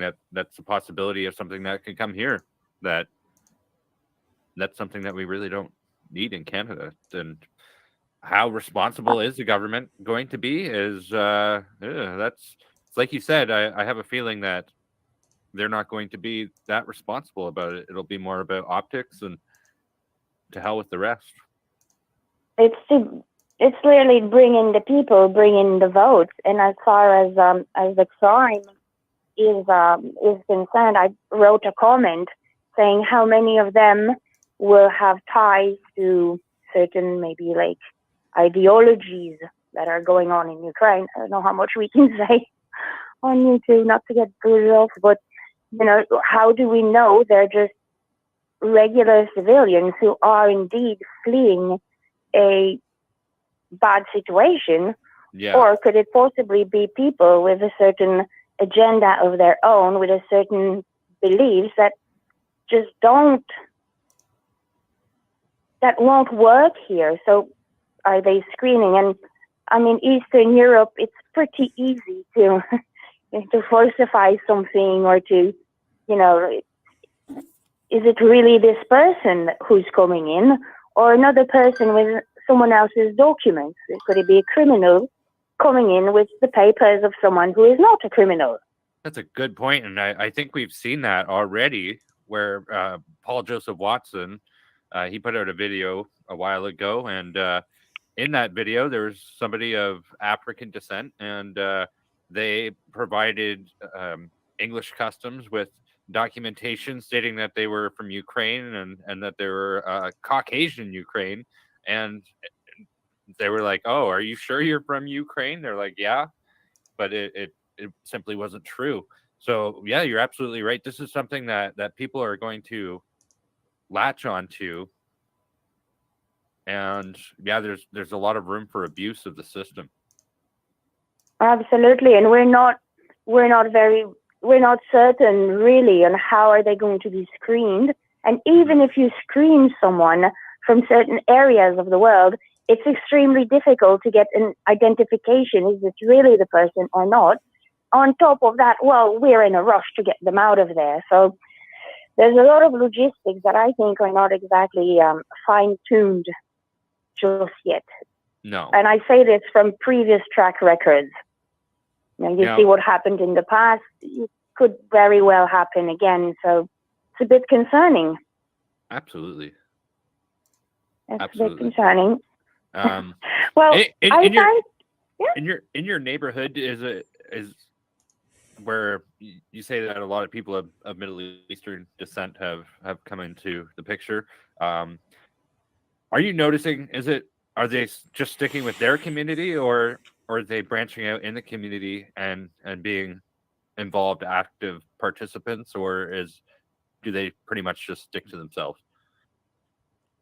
That's a good question. I can't really tell you because I don't exactly hang out with them. I mean, my group that I hang out with are usually people from my church or people from my my extended community. So I can't really say, but there's a lot of them who are working places. I'd say like the dollar store. We have thrift stores. We have a Renaissance and a Salvation Army who have integration programs for people to gain experience from work. Yeah. So I've not myself seen any who would be in the medical field or in other certain trades. I know there is a few shop owners. There's one has a bakery from Middle Eastern descent, and they're doing very well, and they're doing very well in the community and so on. They do serve. For the times that I've been there, it is mostly a Middle Eastern community who goes. It's a bakery, and you can get like a coffee and so on. It's a very small shop, maybe 7 tables or so, and it's mostly Middle Eastern people. Mm-hmm. But there's a few. There's a few other people as well, but I can't really say honestly. But what did trouble me was being a volunteer at the food bank to see people who have been here for 4 years, 5 years, and who can't really express themselves in English or French. They will know the very basic. But if you ask certain questions, because it's not only we give you food, thank you very much. We also ask, how are you doing? How are your children? Do you need any, like a winter jacket? Do you need clothing? And it's extremely hard to communicate with someone who's been here for 3, 4, 5 years. So it's concerning that how, and he spoke about exactly how to integrate them and the language and so on. Well, I'm not going to say where I live in Montreal, but I don't live in a very rich neighborhood, to say the least. And it's already lacking resources to begin with. So, and that doesn't do them any favors either, right? When they're in an area where they can't communicate properly with the general public. I know Montreal is a little bit special with its high French-speaking population. But in either case, if you can't communicate, like, you can't really get around. So that's a pretty valid point that you're making. But yeah, I do appreciate your call here. I think we'll move on to the next caller. Yeah, we have Sean up next. Thank you so much, though. It's been a pleasure. have a nice evening. All right, thank you. Hello, Sean. Are you there? Can you hear us? Yes, I'm here. Can you hear me? We sure can. And you'd like to talk about what John Tory had to say? Well, I could talk about all this stuff. Okay. But just getting back to things. As far as this, like I was down in Ottawa the weekend before the arrests were all made. And so I saw all that crap that was going on down there. Like all the real stuff that was going on, not all the fake stuff on the made up mainstream media. And then now with this stuff that's going on now with John Tory, it's just another situation where too much money is being wasted with no good reason at all. I can't understand in this situation when a government is so corrupt, why we don't have some means that we can just take them out of power and stop this. I can't understand. To stop what specifically? The reconciliation plans? I'm talking about the government in general, just as far as when a government goes this corrupt. Specifically, the reconciliation plans? Mm-hmm. I think you're getting some feedback there because you've got the program on in the background, but let me turn that down. Yeah. Okay, thank you. That should be better. Yes. All right.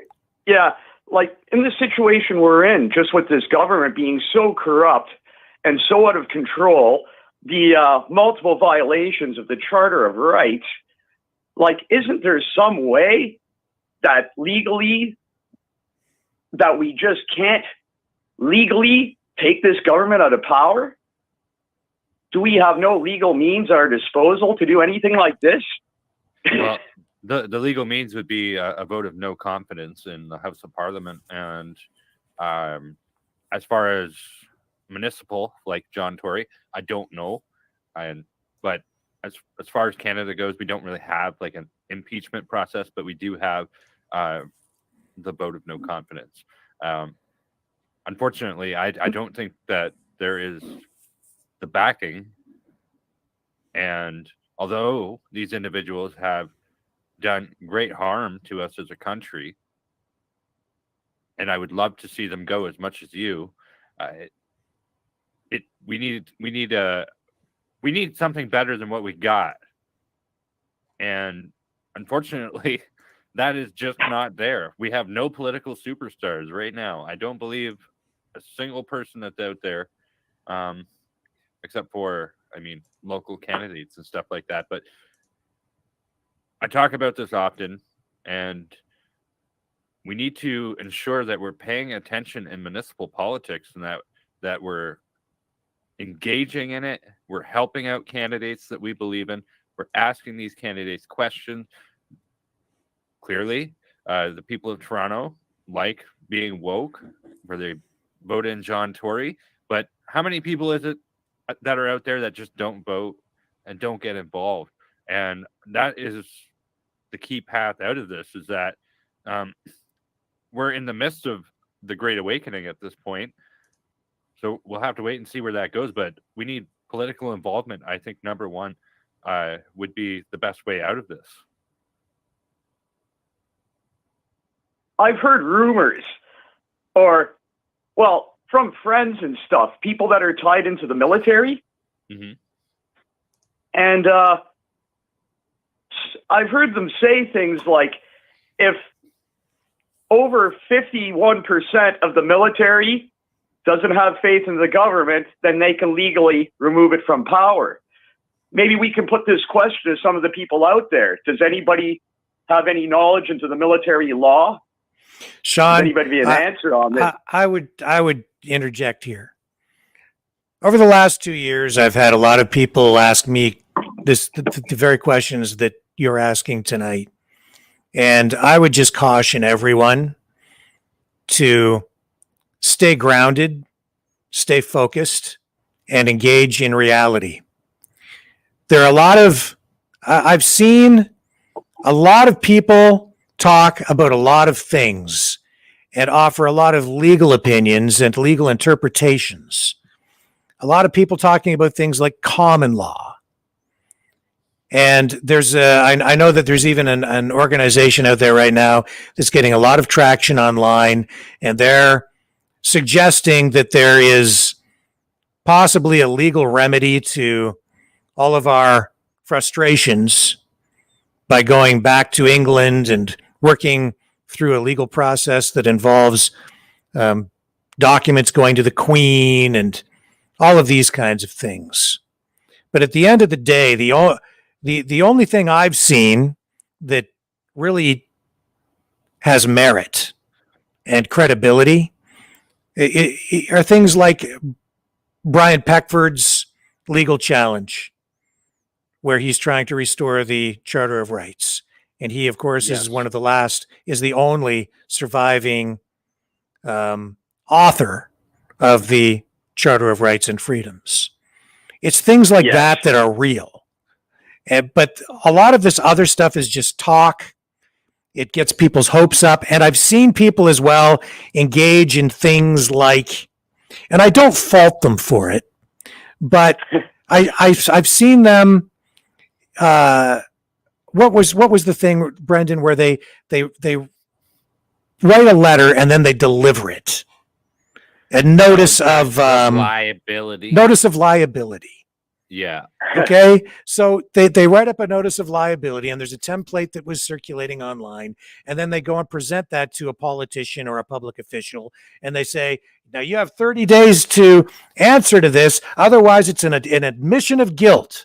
Well, I've seen those letters delivered, and that's on the one hand, it's sort of okay. It's a demonstration. It gets your point across. It even got some media attention. But the problem with things like that is that it's not real. It doesn't really hold any water. So you do this stuff, and then these politicians laugh at us because they know that it's not going to go anywhere. And then it undermines the credibility of the people who are out there trying to do something good. It's undermining themselves because 30 days passes, and then what happens? Nothing happens. And that's why I've been saying all through this, right from the very beginning, because I was against the lockdowns and all of these measures. I think the entire approach has been the worst healthcare failure in history. The government approach to all of this has been a complete disaster. But that being said, the counter to that has to be grounded in reality, in lawful things, in real things. Otherwise, it undermines the effort. You shoot yourself in the foot after. There was even a campaign in my community. I can't remember what it was called. It was like Reopening Day or something. Yeah, Reopening Day. And I just knew it was like it was just bound to fail. It was destined to fail. You have to engage in things that you need to see where it's going to go and make sure that there's an end to it. So you're asking good questions, but the truth is there are a lot of people out there giving people false hope, erroneous, advice, bad legal advice, and sometimes advice that gets people thrown in jail, charged with crimes under these new measures that are in place. It encourages people to run into what is essentially no man's land and sacrifice themselves. And for what? Sometimes it's just not productive. It's okay for a movement to have some martyrs, I suppose, but you need to be careful. I need to be careful. Everybody needs to be careful. We need to be following real leaders who are true leaders, not false prophets, not people giving bad legal advice or advice that isn't grounded in law at all. So that's all I would say. I don't have all the answers at all. I would also add, traditionally in history, military coups are not successful. And that's not what we need here. We need a political solution, I think. Yeah. And I think it's the only way forward. That being said, I think demonstrations are still okay. You need people out in the streets making their presence known, but we need to remain peaceful, completely lawful. We need to get organized politically, as Brendan has been talking about, become engaged politically, because that in the end is the only way to really affect change. You need the power, but you can't get the power unless people vote for it in a democracy. Yep. Anything short of that, and you're on the wrong side, because then you're talking about things that might not be lawful, and we certainly don't want to get violent. We don't want to do anything down those lines at all, because it undermines what we do, and that's not what we stand for. At least not what I stand for.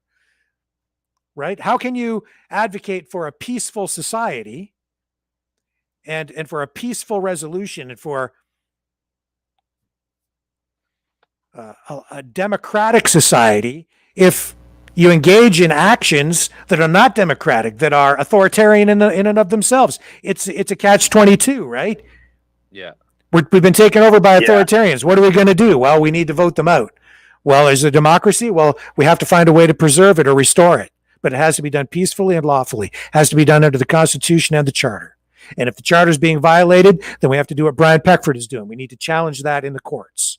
That's the way forward. In my view, others who are lawyers, who maybe are more knowledgeable than I, maybe they have other legal paths that we could follow. But I'm certain that it's not 51% of the military has to be convinced that all they have to do is just overthrow the government. That's crazy. And that's just people talking out the side of their mouth without thinking about what they're saying. Are you with me on this? Yeah, totally. I've been doing all that I can legally do to keep things normal. Like, I've been going out to the protests, the local ones around here. I'm from Hamilton. Yeah. Okay. And I went to Ottawa for that, and I'm planning to go to some of the upcoming ones that are going to be coming up this year as well. Yeah. Well, hey, and that's amazing. That's all I know I can do right now. And you know, Sean, I applaud you for doing that, because it's important that people do those things. Unfortunately, the politicians are pretending not to listen, but they are, and that they are listening enough because they're afraid of it, because that's why they're passing laws and new measures to limit or even prohibit protests, political protests that go against what they want, right?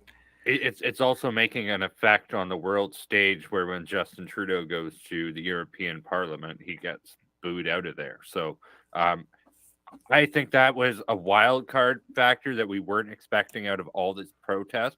Is what's it making our country look like on the world stage? It's making our country look bad, but in a way that it's making our politicians look bad to the world. And that's a powerful thing. That's a good thing. The point I was trying to sort of get to with what I was saying, though, is that the politicians keep changing the rules. Mm-hmm. But as we see them change the rules, that also is part of lawfare. And we need to then make sure that we find ways to challenge that in the courts. So if they're saying it's illegal to protest, I think we need to engage in a legal process to say, hey, wait a minute, that's unconstitutional, and you do not have the right to prevent amplification for our group, but not that group. There must be some legal remedy, and we need to be working through organizations like the Justice Center for Constitutional Freedoms, the Canadian Civil Liberties Association, although they've been largely ineffective, but the JCCF has been very active and effective. So we need to be looking at those kinds of avenues, legal avenues, the law, the courts. We need to use those to defend the Constitution, defend your right to go out and protest. And you need to keep on doing it. And yeah, in those cases, sometimes people being ticketed, fined, even thrown in jail, there might even be something productive to be gained from that, because that results then in a potential legal challenge as that winds its way through the courts. But people who do that, you need to be prepared to go to jail or to take the ticket and know that you might lose, and be prepared to do that. And I don't encourage anyone to do it. If someone makes that decision on their own, fine, but they better know what they're getting into. And I don't encourage anybody to really throw themselves on the grenade, because you can get hurt.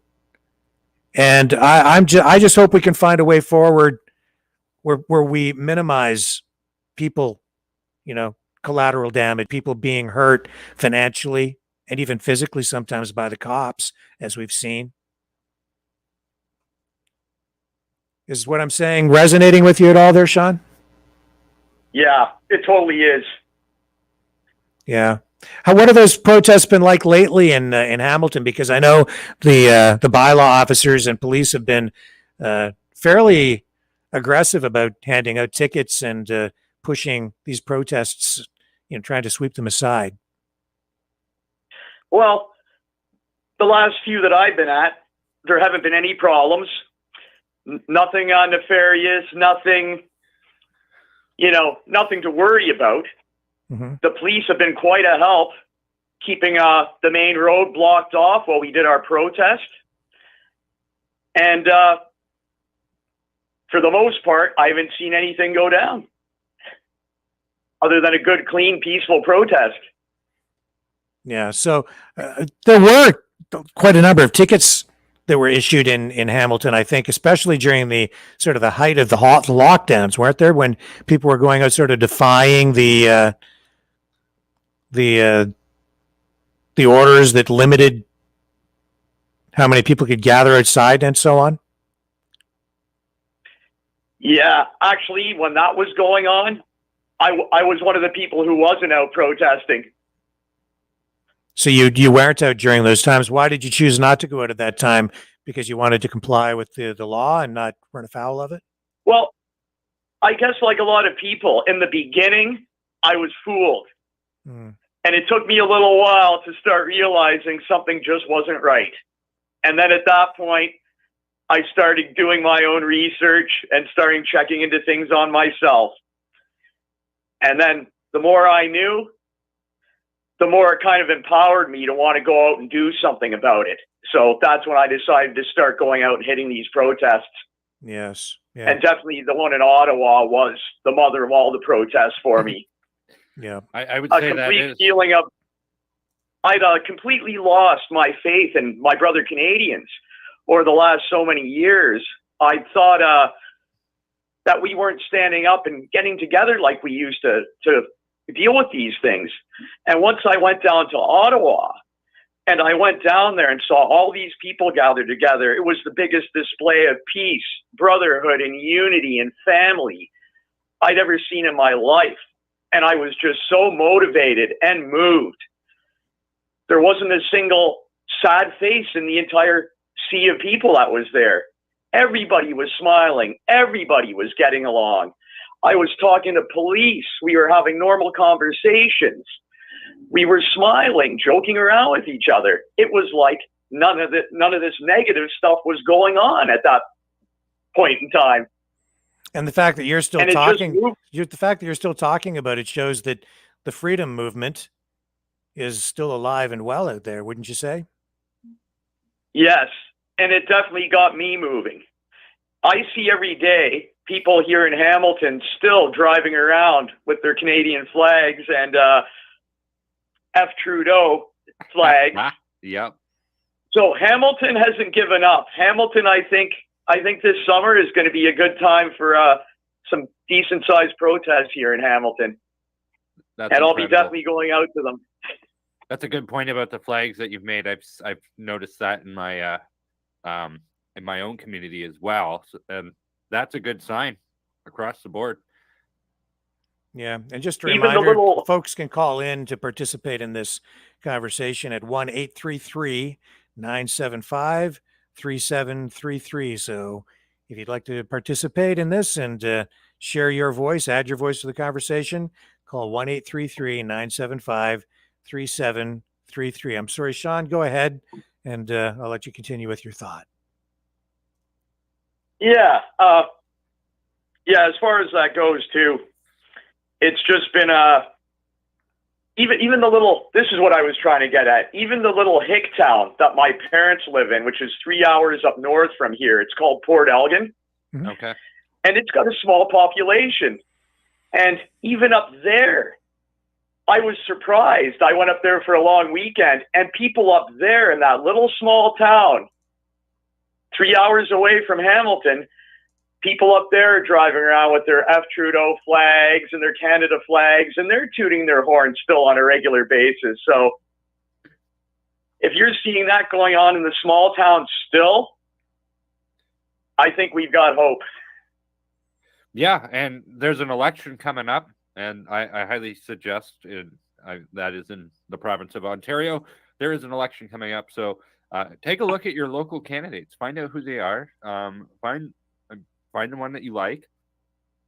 There's lots of options, maybe too many options for some, for my opinion, but find the one you like and offer to help them out.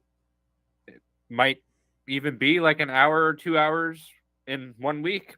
And in that amount of time, you can help them deliver signs. There's so many jobs that need to be filled on a campaign. And that's a big thing. It doesn't take a lot of time to help out with a political campaign. So, Sean, you said you could talk about all these topics. Did you have any thoughts on what we've been showing people out of Ukraine tonight, and the immigration, the decision to bring, Ukrainians here to help them? What are your thoughts? Yeah, I too, like you guys, am very concerned about which Ukrainians they're bringing back here. That's very concerning to me, and I'm sure a lot of other people. Mm-hmm. What are some of those concerns? Well, which ones are they sending back here? The ones with the Nazi faction? Yeah. I don't think that's going to help us out any over here. No. So that's very concerning. We've been beating the white supremacist drum for some time, pretty much since Donald Trump got elected, and I wonder if that's going to maybe that might spike after they come in. Who knows? It'll be a wait and see game. Yeah. Well, they're coming, and as I said, I'd rather see us support people through immigration programs rather than sending weapons to people, especially when we're putting some of those weapons into civilian hands and possibly even organized crime, and in some cases not really knowing where they're going to end up.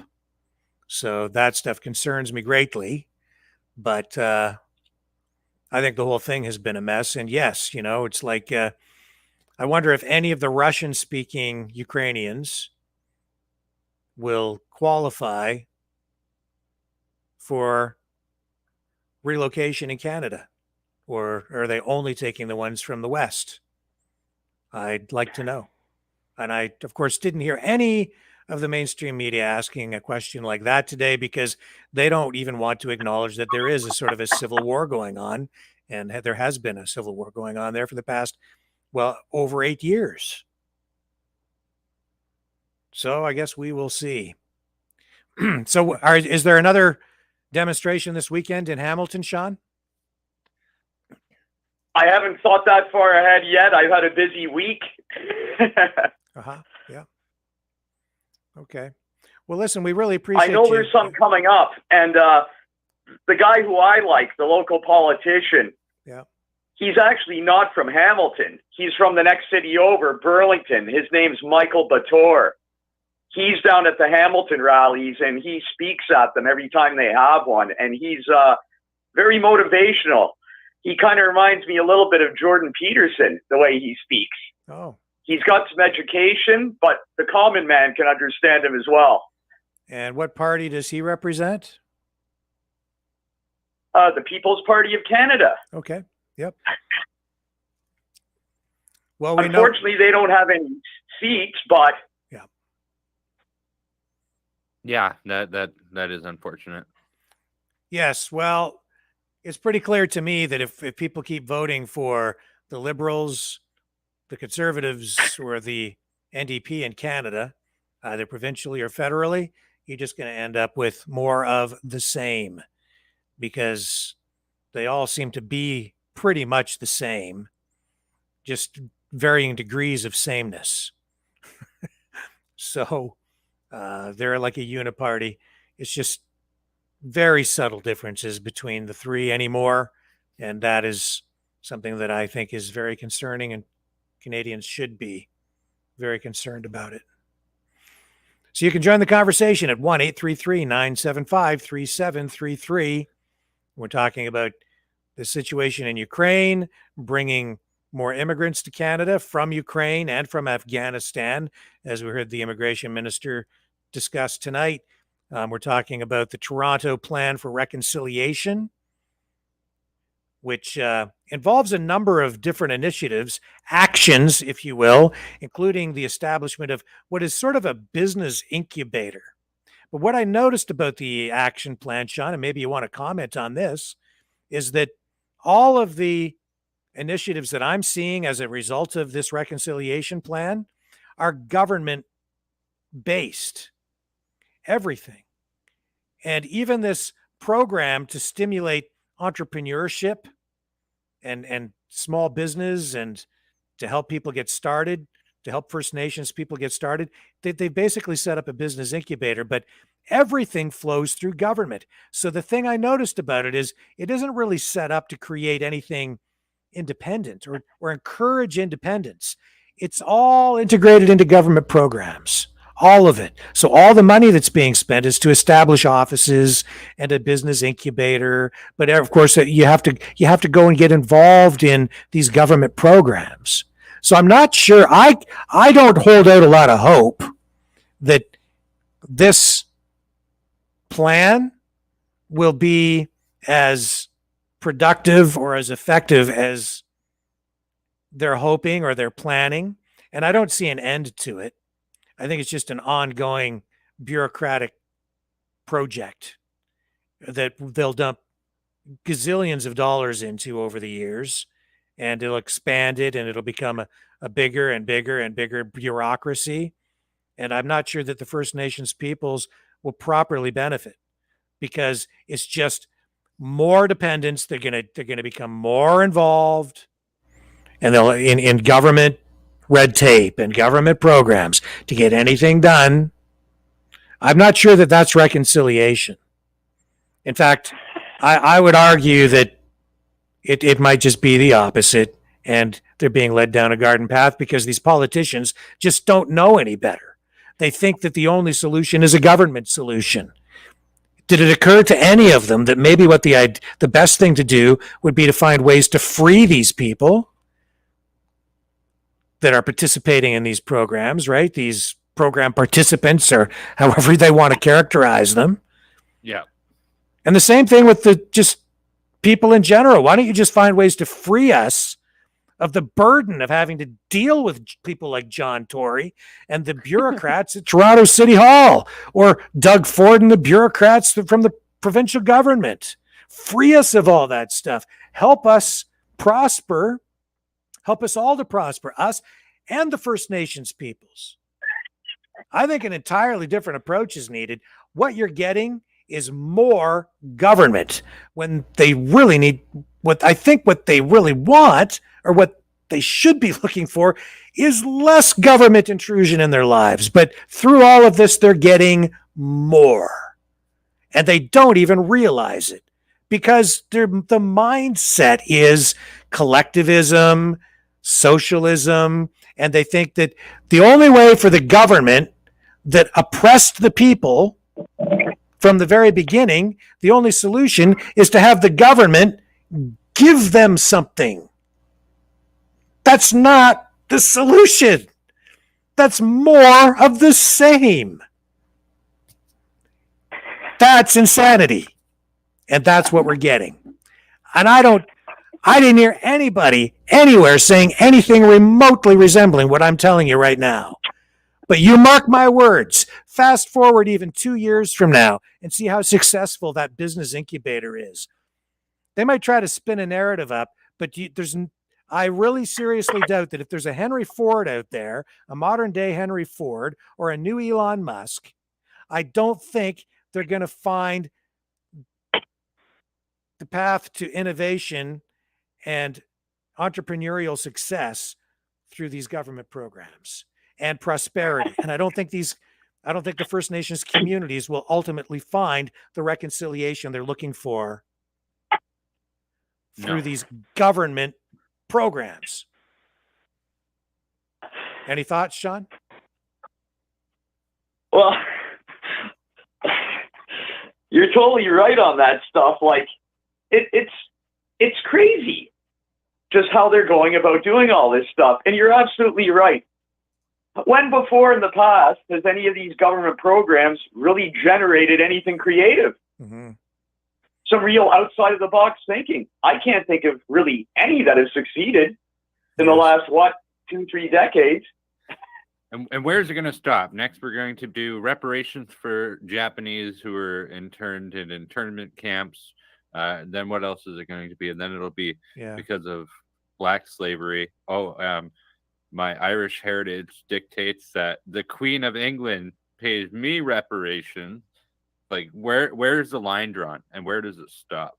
Well, we're going to move on, Sean, because we have a couple of other callers in the queue here. We have someone. I'm not sure if there's a name here. Let's see who we have. Thank you very much for calling in tonight, though, Sean. It's been an excellent conversation. We appreciate it. Thank you, Sean. I've been listening to you guys through all this stuff, and I've been really impressed with all the input you guys have put into this. It's been pretty moving, and you've definitely both been a beacon of hope to me through these dark times, and I'm going to continue listening and calling in when I can. Thank you so much. Thank you very much, Rick. You call back anytime. It's been a pleasure, and we salute you, too, for the work you're doing out there fighting for freedom. Absolutely. Thank you very much, Rick. Thank you very much, Brendan. Much appreciated. Okay, have a great night, Sean. Who do we have on the call with us now? Is it 1960 Reconciliation? I don't quite see the name. Do we have? Are you on the line? It's Howe's 1960. Oh, Howe's 1960. Okay, oh, Howe's 1960. One of our listeners. How are you tonight? Not too bad. Good to hear you guys again. Ron, it's you. Yeah. How are you tonight? Pretty good. The children are being quiet. Excellent. Well, thank you for calling in. We appreciate you participating in the program. I'm enjoying the program. Yeah, it's been a long time. We miss you. we know. So Brandon gave up on the mutton chops, eh? I did not give up on the mutton chops. They're still there. See? Woo. We're all old friends for the viewers out there. We all know each other, and so we're glad to have the call. So what did you want to talk about? Where did you want to start tonight? So basically, the two issues of immigration and truth and reconciliation, they're kind of tied together, aren't they? Yes. Right? Because one is making do with a nation within the nation of Canada, the Anishinaabe, the Aboriginals, and the other one is another ethnic group that is being brought in. And the truth is I don't really think we're in a good place to do a lot of immigration right now. Yeah, it's not going to be easy. I think it's going to be. Well, if you think about it, we're not doing well with the people that we have, are we? Yeah. So we can't manage our own house. So we're not in a position to tell anybody else how to manage theirs, nor are we in a position to invite more guests. Yes, and that might be because the whole thing is being managed and choreographed by a bunch of incompetent politicians who can't seem to get anything right. Well, where do you cross the line with incompetence to corruption? What I mean by corruption is, I guess I'm going to get censored or blocked or kicked off the internet. But basically, what's wrong with Canada is globalism. Unlike other countries, we have a really good resource list. Because of my age, I remember what it was like when 80% of everything I touched was made right here in Canada. And when that changed, I watched all the jobs go in the 80s. Yep. You know, by the end of the 80s, a lot of our industry and manufacturing had gone overseas, and it did not come back. I remember because I was a line worker in this automotive plant and that automotive plant. I watched the unions battle for this percentage and that percentage of the parts to be made in Canada, and then this percentage and that percentage of the vehicles to be made in Canada. Yeah. So, and we don't have a lot of requirement for unskilled labor. People accuse the merit system of being a brain drain. Perhaps it was. That troubles me, you know, taking the best and brightest from other countries and leaving them with nothing. But then again, if we had great centers where we could train people and bring them up to standards with the differences between the country of Canada and the country they came from, it might be a different story. But like, when was the last time we had major immigration? 1910. Right? That was during the industrial bloom. And it sounds cruel, but when you have a lot of machines to feed, you need a lot of people to feed them. So that's the way it works. So if you don't have jobs, if you don't have purpose, if you don't have homes for people that you're bringing into the country, then your claim that you're doing it to stimulate the economy is not going to work.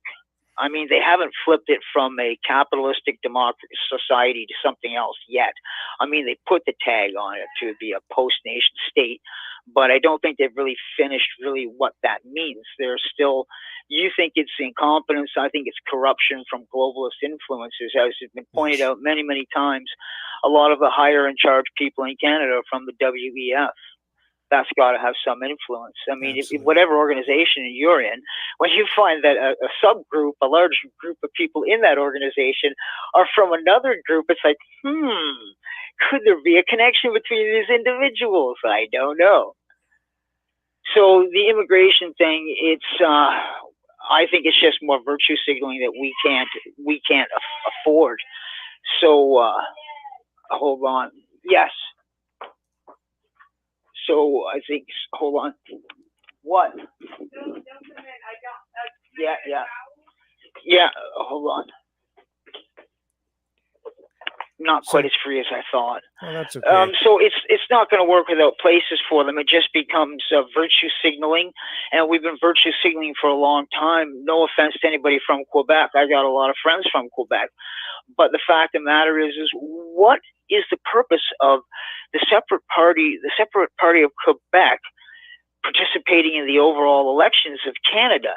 I mean, how it works is if they actually get elected, do they not then separate and the Prime Minister of Canada has to step down because he's no longer a resident of the country? He's now a member of a separate company called Quebec. So that, we've been virtue signaling for a long time. The reconciliation on that, there's so much of a mystery involved to the Canadian public, again, because of history and because of the legalities. Because I live close to a reserve, I know a little bit, I guess, that some people don't. Like when you're on a reserve, it's run by the band council.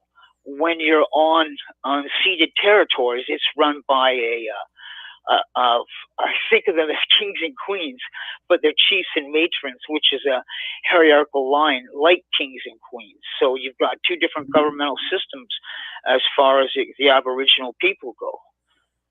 Yeah. So how are you going to resolve that nation within a nation, that country within a nation? What was the purpose of the reserves to allow them? And I honestly don't know the answer to this. What was the purpose of the reserves?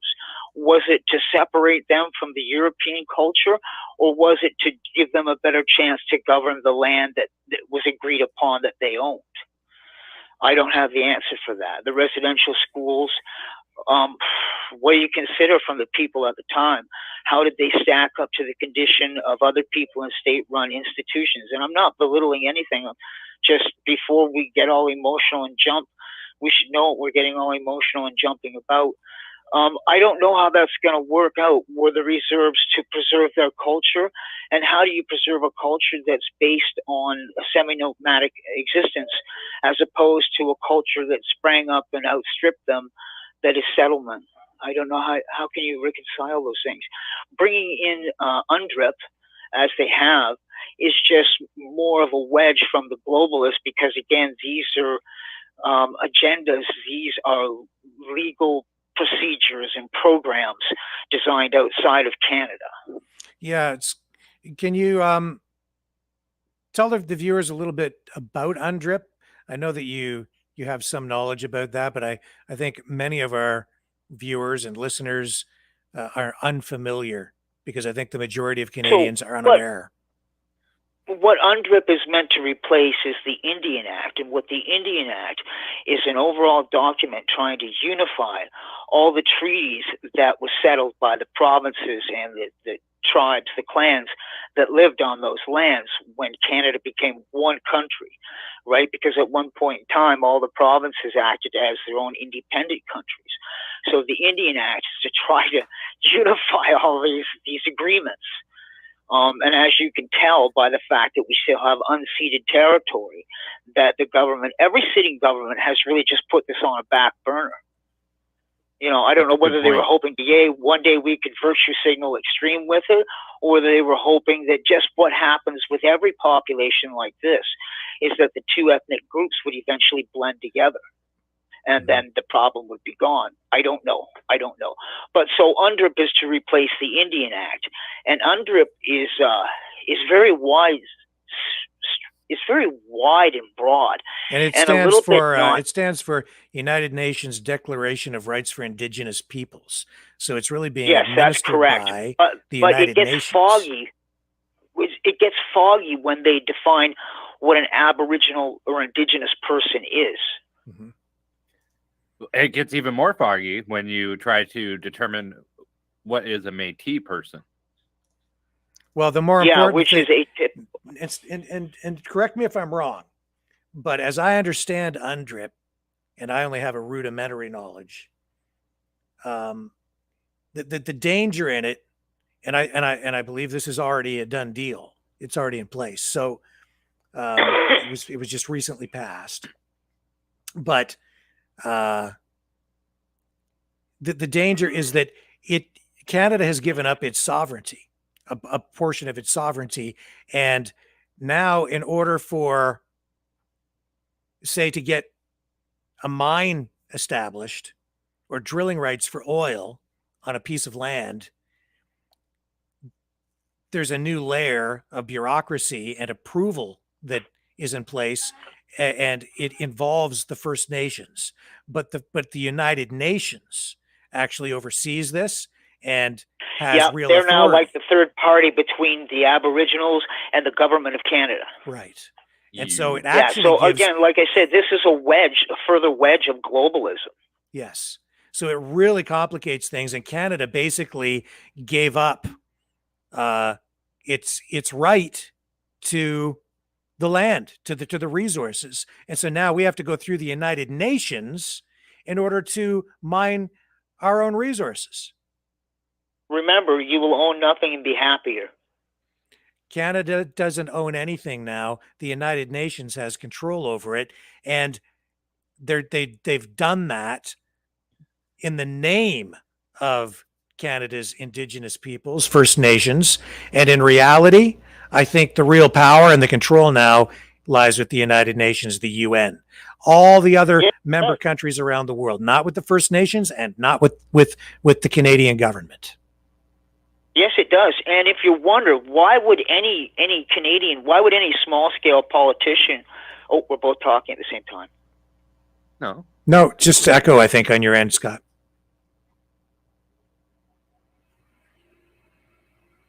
Are you still there? Yes. Why, if you ask yourself, well, this sounds ludicrous, it's like tinfoil hat time, why would any Canadian politician give up his place to be a big fish in the small pond when he's just going to be a small fish in the big pond of global affairs? Well, because every politician, I imagine, is getting a little bit tired of the elections right now.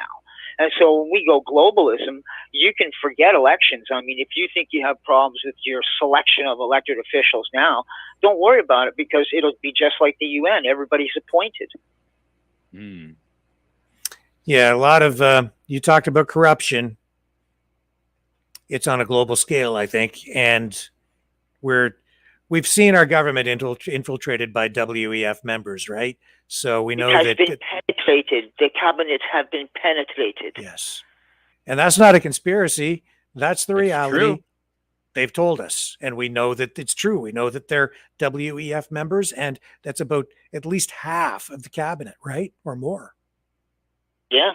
They've been heavily compromised. Yes.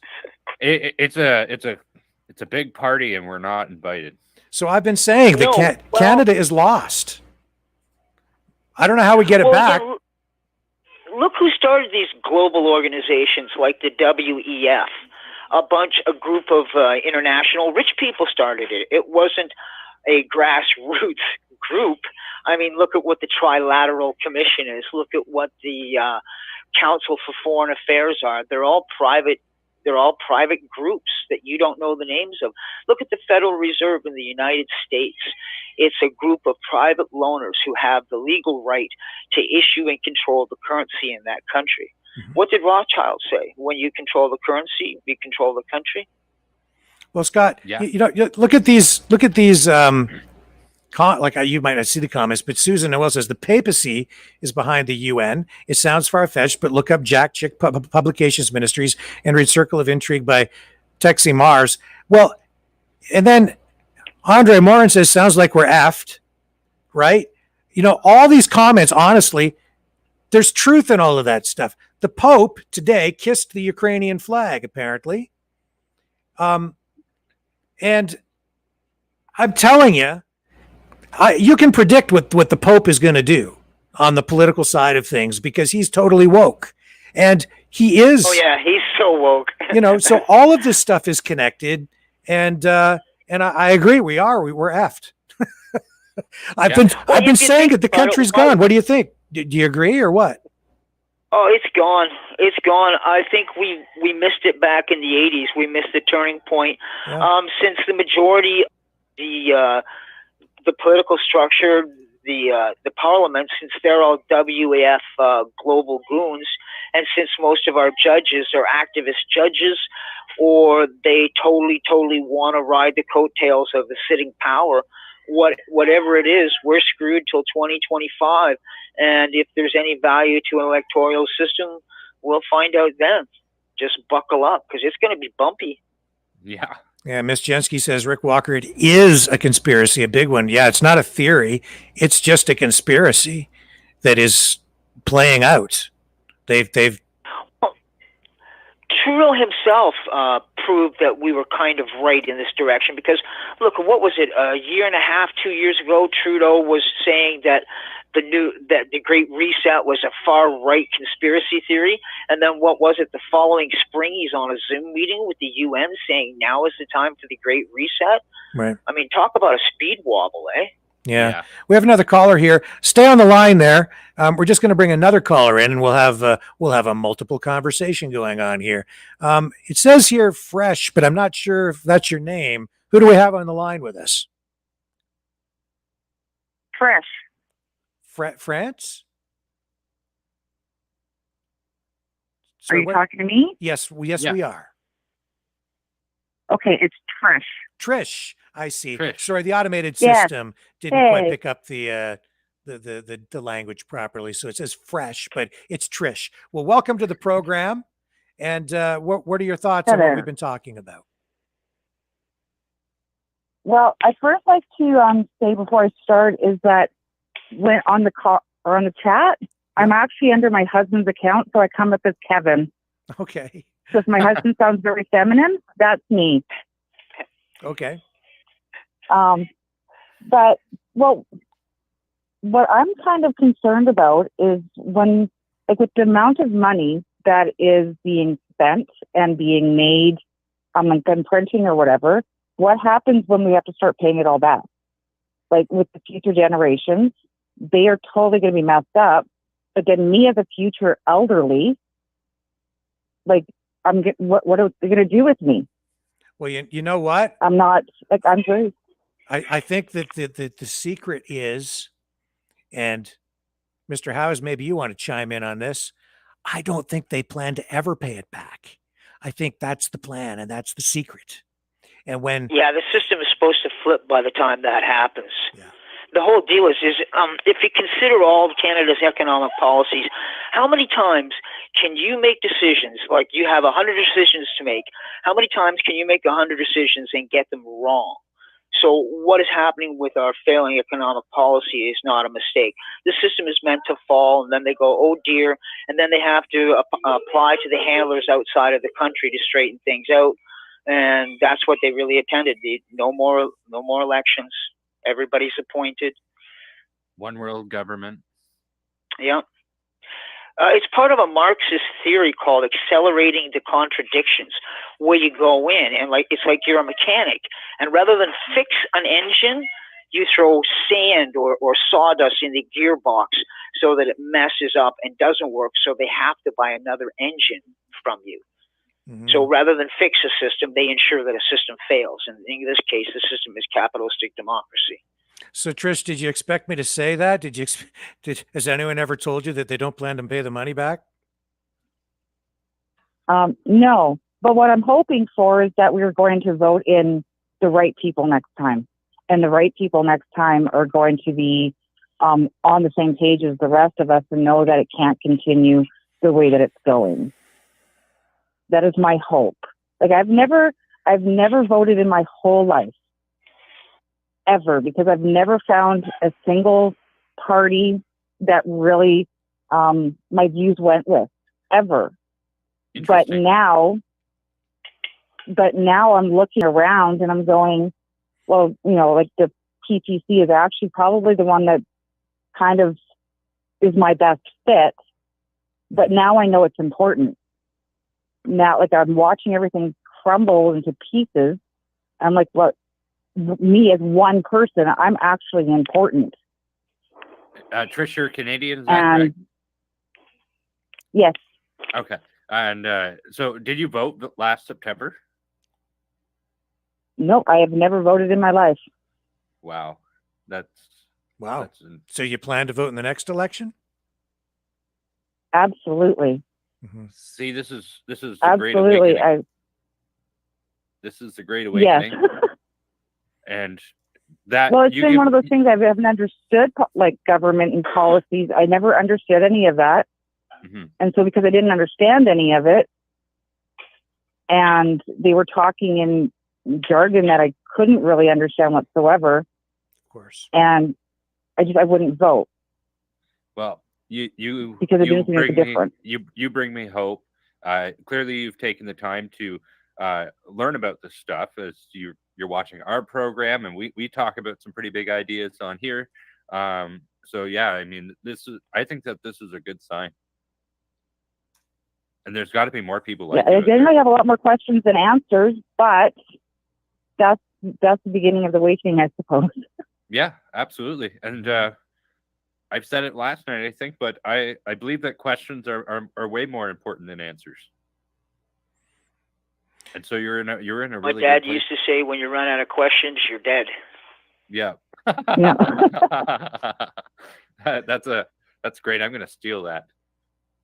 But what do you guys think? Like I'm of the opinion that I'm just of the opinion that we're probably so far gone now, it would be difficult. It might be impossible to actually pay the money back. So their plan is to just keep on printing money until everything maybe collapses, but they just don't plan on paying it back. And when the lender countries, like when China finds out that we're not paying it back, I think we're in deep crap, because that's the kind of thing, when things collapse and things fall apart, that's what causes wars.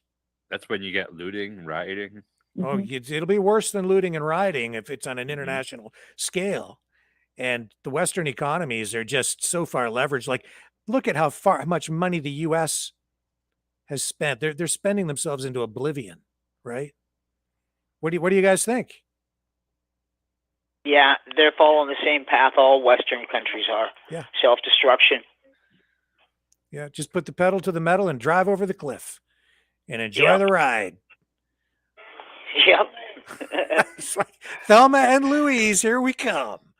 Yeah. You'll be able to It's take like lemmings in a GTO, eh? Yeah. You'll be able to It's like lemmings in a GTO race car heading towards a cliff. Yes. You'll be able to take your universal basic income and you could take that to help you buy a loaf of bread. Oh, that is so communism. Yeah. Can I get your thoughts on what we saw with Joe Biden and Barack Obama? Did you guys see that video? Oh, God, that was sad. Wasn't that sad? I actually Isn't that what happened with Trudeau, though? Oh, my God. With Trudeau? Didn't that happen with Trudeau and Trump? Well, this was in a way. Like it was like even it's worse. Like I don't have the actual video. I have what do I have? I have the Tucker Carlson piece, and I won't run the piece, but I'll bring up the section of the video here for you guys to see it. Where where Biden is like trying to get Barack Obama's attention, and the guy's just ignoring him. Okay, he just ignores him. It's like so incredibly disrespectful. Let me see if I can get it queued up here. I'll just mute the audio.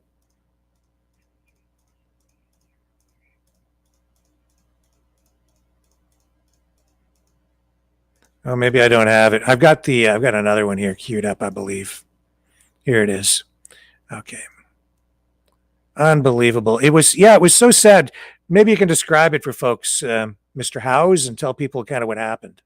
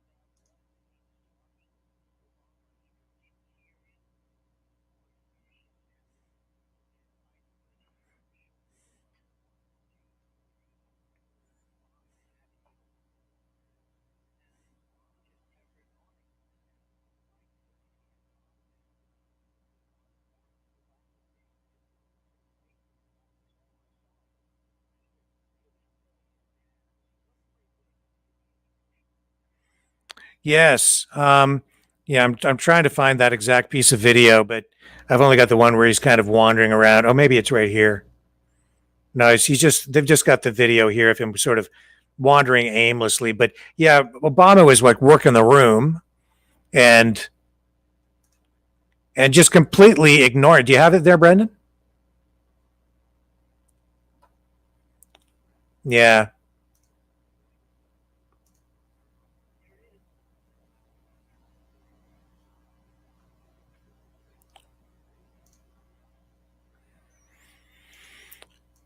Yeah, very sad in a way, but on the other hand, I think Joe Biden's kind of a jerk. You go back and look at him over the years and the things he's said, the way he's acted. I find it hard to feel sorry for the guy because he's been kind of a bully at times.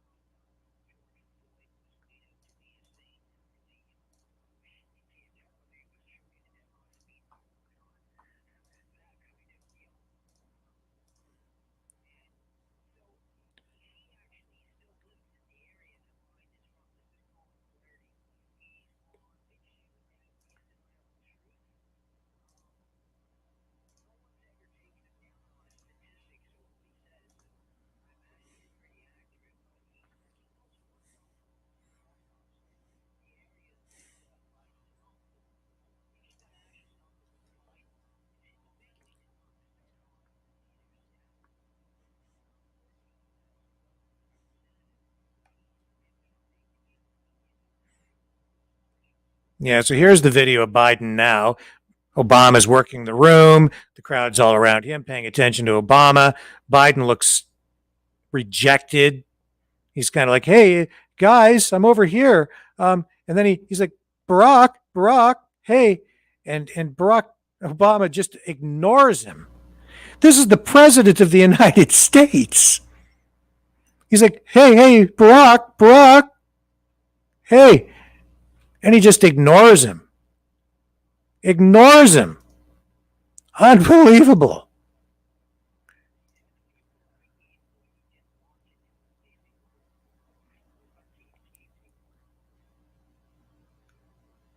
And then there was when Obama was speaking later, you know what he did? Did you see it? He referred to Biden as Vice President Biden. He did. No, then he turned and he said, just joking. You know what? Obama, he ignored him on purpose. Obama said that on purpose, made a joke out of it. He has no respect for the guy. And I think it's disgraceful. That's arrogant and it's disgusting. You don't bad form.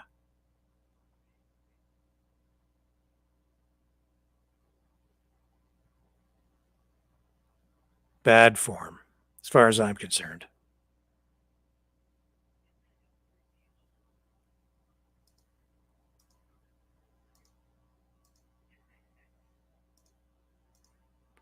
I don't know, guys. I think the whole thing is, pretty disgusting overall. What do you think? Are you still there, Trish? You still with us? Any? Well, I just think it's terrible that you would have, like, it's just not proper etiquette, right? But everybody's focused on Biden. I'm focused on Barack Obama because I think that guy, what he did, uncalled for, really terrible. And maybe he's trying to send a message like they're going to get rid of him, get rid of Biden. So you don't have to listen to this guy anymore. But I think it's also to some degree dangerous because this. Yeah.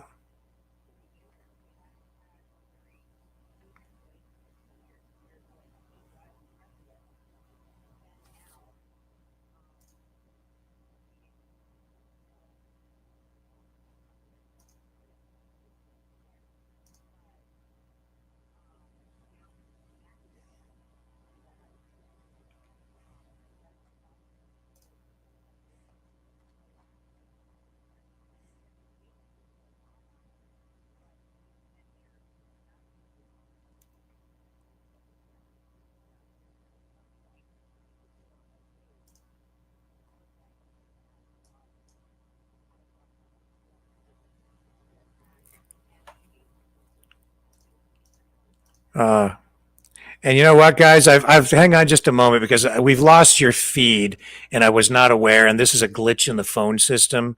This is why we needed to try this out tonight. I apologize to everyone watching. I'll have these guys back on in just one moment. Here it is. Here, I do apologize where you're dead to air. Just hang on. I've got you coming back. That's right. So, yeah, here we go. You guys are back now. Hey, we're back. I'm so sorry to everybody out there. We lost their feed, but they're back. What a great conversation we had where no one could hear you. Yep, one-sided. So you're right. That's really bad etiquette. It's almost like the office of the president doesn't mean quite what it used to. You used to do that stuff behind their back. Now they do it right to their face. Mm-hmm. And I think that's part of the culture. And now with social media and everything else, is that everything is right in our face all the time, and it makes it so that it doesn't surprise us anymore. No, we become it's just another way to condition us, don't we? Yes. And then, when people are doing those types of things, then they can get more, away with doing more things, hoping we won't notice because we're blind to it. Yeah. Unless you're awake. And then you see it all, and then you just get frustrated. Well, what do you guys think about this? And you this? used to think we were safe because everything was recorded, but now they've got a memory hole that they push things in. Mm-hmm. This could be how the next presidential election plays out, that ultimately Joe Biden could just step down and not run because things are not looking good for him, and the Democrat Party probably isn't happy. Mm-hmm. So that's kind of let's hope that same thing in Canada, right? Where JT just steps down and we, Not going to happen. I don't know, whatever. Not going to happen. No, He's the, I know, but Trudeau the won't wishful step down. thinking every He's once too in a close to while, his there's no goal. problem with that. Trudeau is too close to his goal. He's got Yeah. till 2025 now. He's very close. yeah, and he's their boy. He's the WEF globalist And boy. interesting the snubs he's been getting, eh? Everything Yeah. he's done to ensure his future on the UN someplace, and it doesn't quite look like it's working. But again, they're all actors, so yeah. Yeah. Yeah. Well, and when you were playing that last video of, I don't know, was it the Iraq gentleman that was speaking?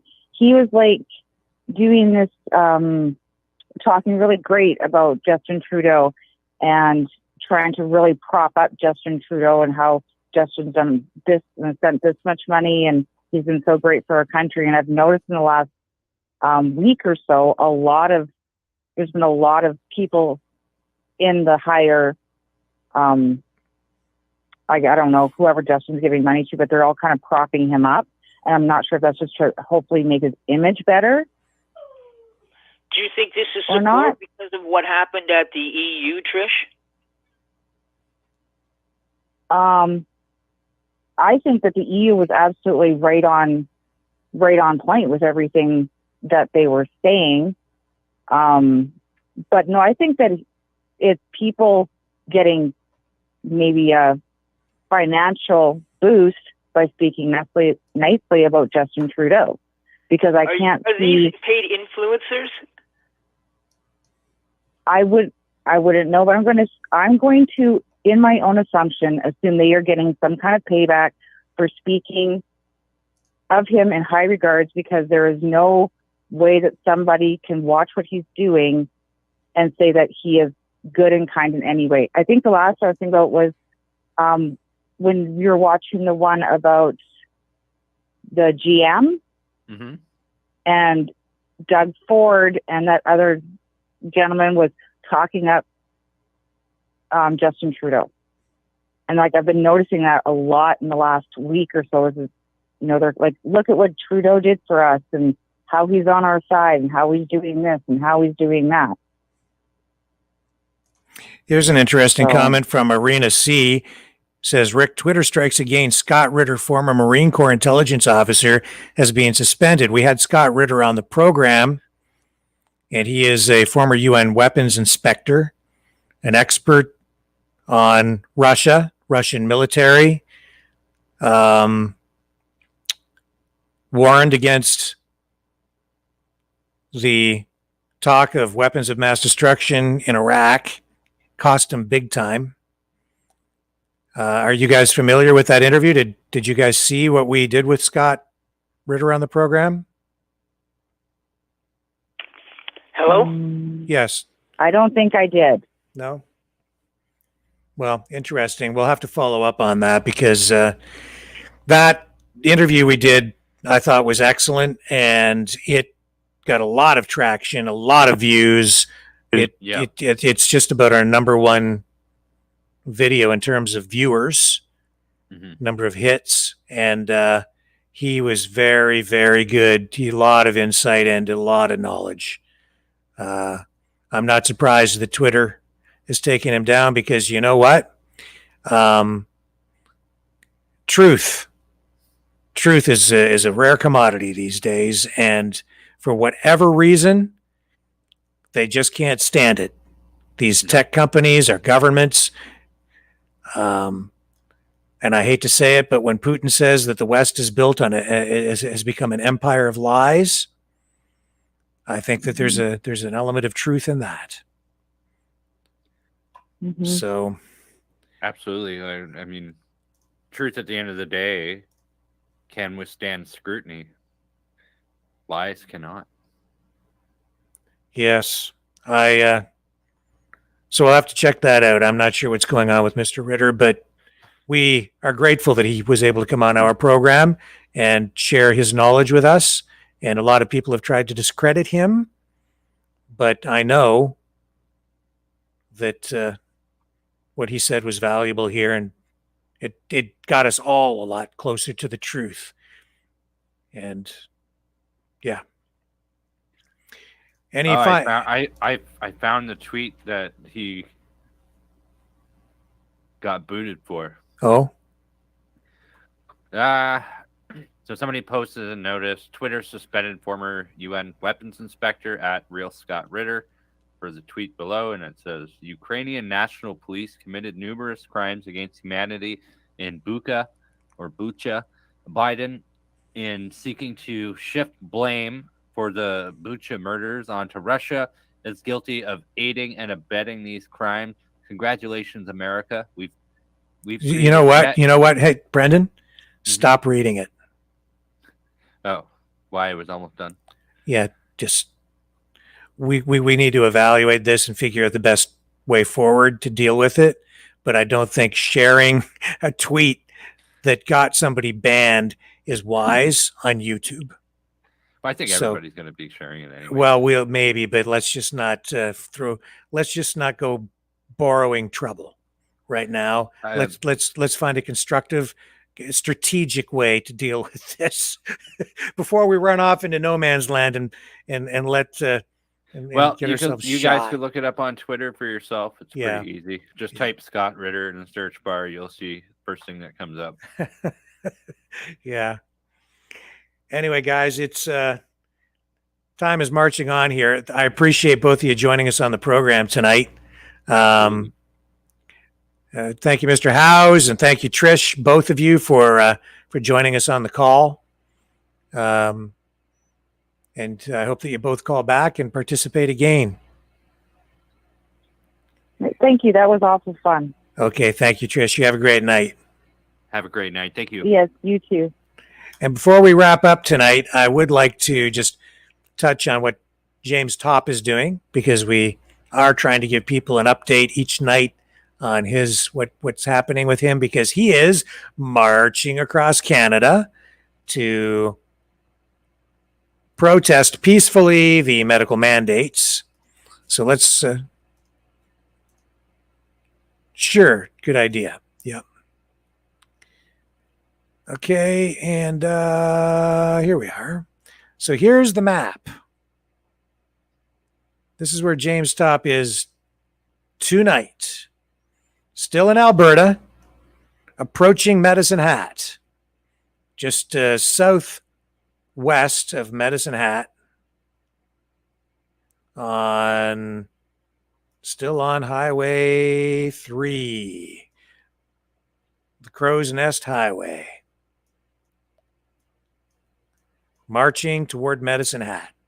And we also have a video to play for you from today with James Topp.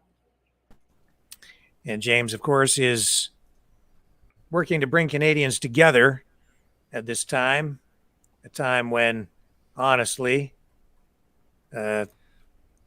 things have been, well, Canadians have never been more divided. Thank you very much, Mr. Trudeau, with all of your divisive talk. Let's bring up this video and play this for you from James Topp today. This guy is absolutely a Canadian hero. And here he is. Here's a crew of supporters came by and gave their support as they parked along the route that James Topp was marching along.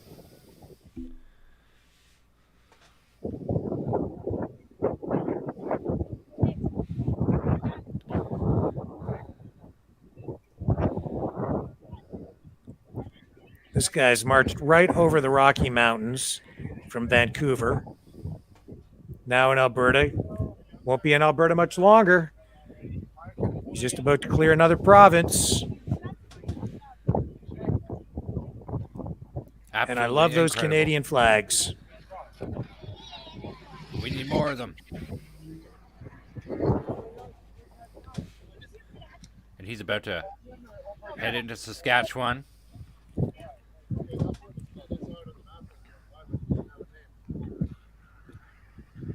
Incredible. You know, just amazing. Like, he's walking across Canada. You got to be tough as nails, man. Marching with that backpack on. All day, every day.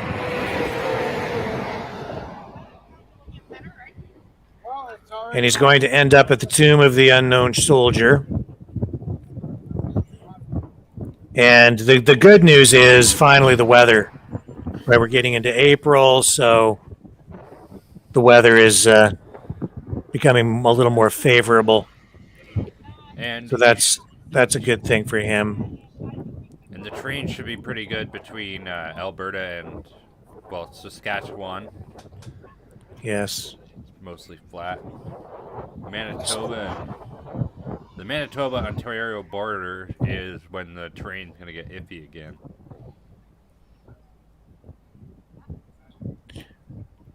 I mean, it really is inspirational, and at times he has, fairly large groups of people marching along with him. And as he gets closer to your hometown, you can go out and greet him, and you can march alongside him if you want to, if you want to join him. He welcomes that kind of participation, and I think he's going to get a huge, huge welcome in Ottawa. I just hope that the cops and the politicians don't do anything stupid. Yeah. When he gets there. I was just thinking, like, what is it going to be like a situation where they're going to not even let him in? I mean, who knows what these guys are going to do? And I mean, seriously. I I hope they don't do anything dumb. This guy, this is so Canadian what he's doing. It's totally peaceful and constructive, and man, he deserves our respect and our support. And you can find out more about what James Topp is doing by going to canadamarches.ca. You can track his progress, find out how you can lend support. And I think more than anything, he wants people to come out and greet him and march with him. And I think the more people that can be there in Ottawa when he arrives, the better. Absolutely. Yeah. Let's show Justin Trudeau we're not done. Not at all. No. The country might be gone, but there's still a lot of Canadians who yearn for freedom and their country back. And we want our country back. And somehow we have to find a peaceful way to get it back. And as I said earlier, I think it has to be done through the legal system, through the courts, through the political system. We need to vote our way back in. We need to challenge unlawful mandates and measures and legislation that is unconstitutional. We need to challenge all of these things in order to have our rights restored. And we need to, especially right now, be aware that this censorship legislation is pending, and we need to oppose that. We can't let Justin Trudeau and the Liberal government, the Liberal NDP coalition government, we can't let them censor the internet. We can't let them silence independent journalistic voices like ours, like other independent journalists out there. We have to find a way to fight back against this big tech tyranny too, where they're banning people off Twitter, which we just talked about, where they're banning people off social media platforms. Yeah, that's what we're doing here. That's what we're fighting for. And we're here to try to give all of you a voice. And you can support our work by going to freedomreporters.com.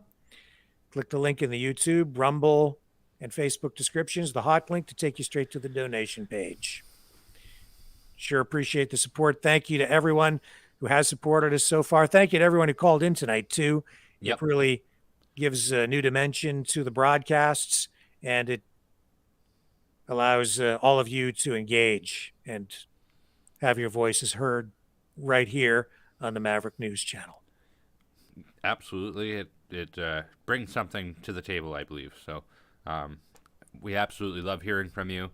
And also, you can support us by smashing the like button and subscribing. And the bell for notification. These are all things that help us out big time. So that and sharing these broadcasts with your friends is also a big help. We do really appreciate the support that you guys have all given us. Thank you, and keep it up. Yes, thank you to all of you. And Bernadette Zelensky, right on. Honk on. Honk, honk. Honk on. Canadians, honk on. Mavericks, absolutely. Honk on. Until tomorrow, we'll be back 6 p.m. Eastern Standard Time. Thank you, everyone, for joining us on the broadcast tonight. Sorry about the technical glitches. We're working them all out, but hey, we had Brendan's audio up and running, and I only screwed up a few times. So if you want to see me screw up again, tune in tomorrow night, 6 p.m. Eastern Standard Time. But I'll try to keep the technical problems to a minimum, and we'll smooth this stuff out. We're going to get better and better as we go along. So thank you again, freedomreporters.com to donate, and we will be back, same bat time, same bat station tomorrow. Catch you all on the flip side. Thanks again. Have a great night.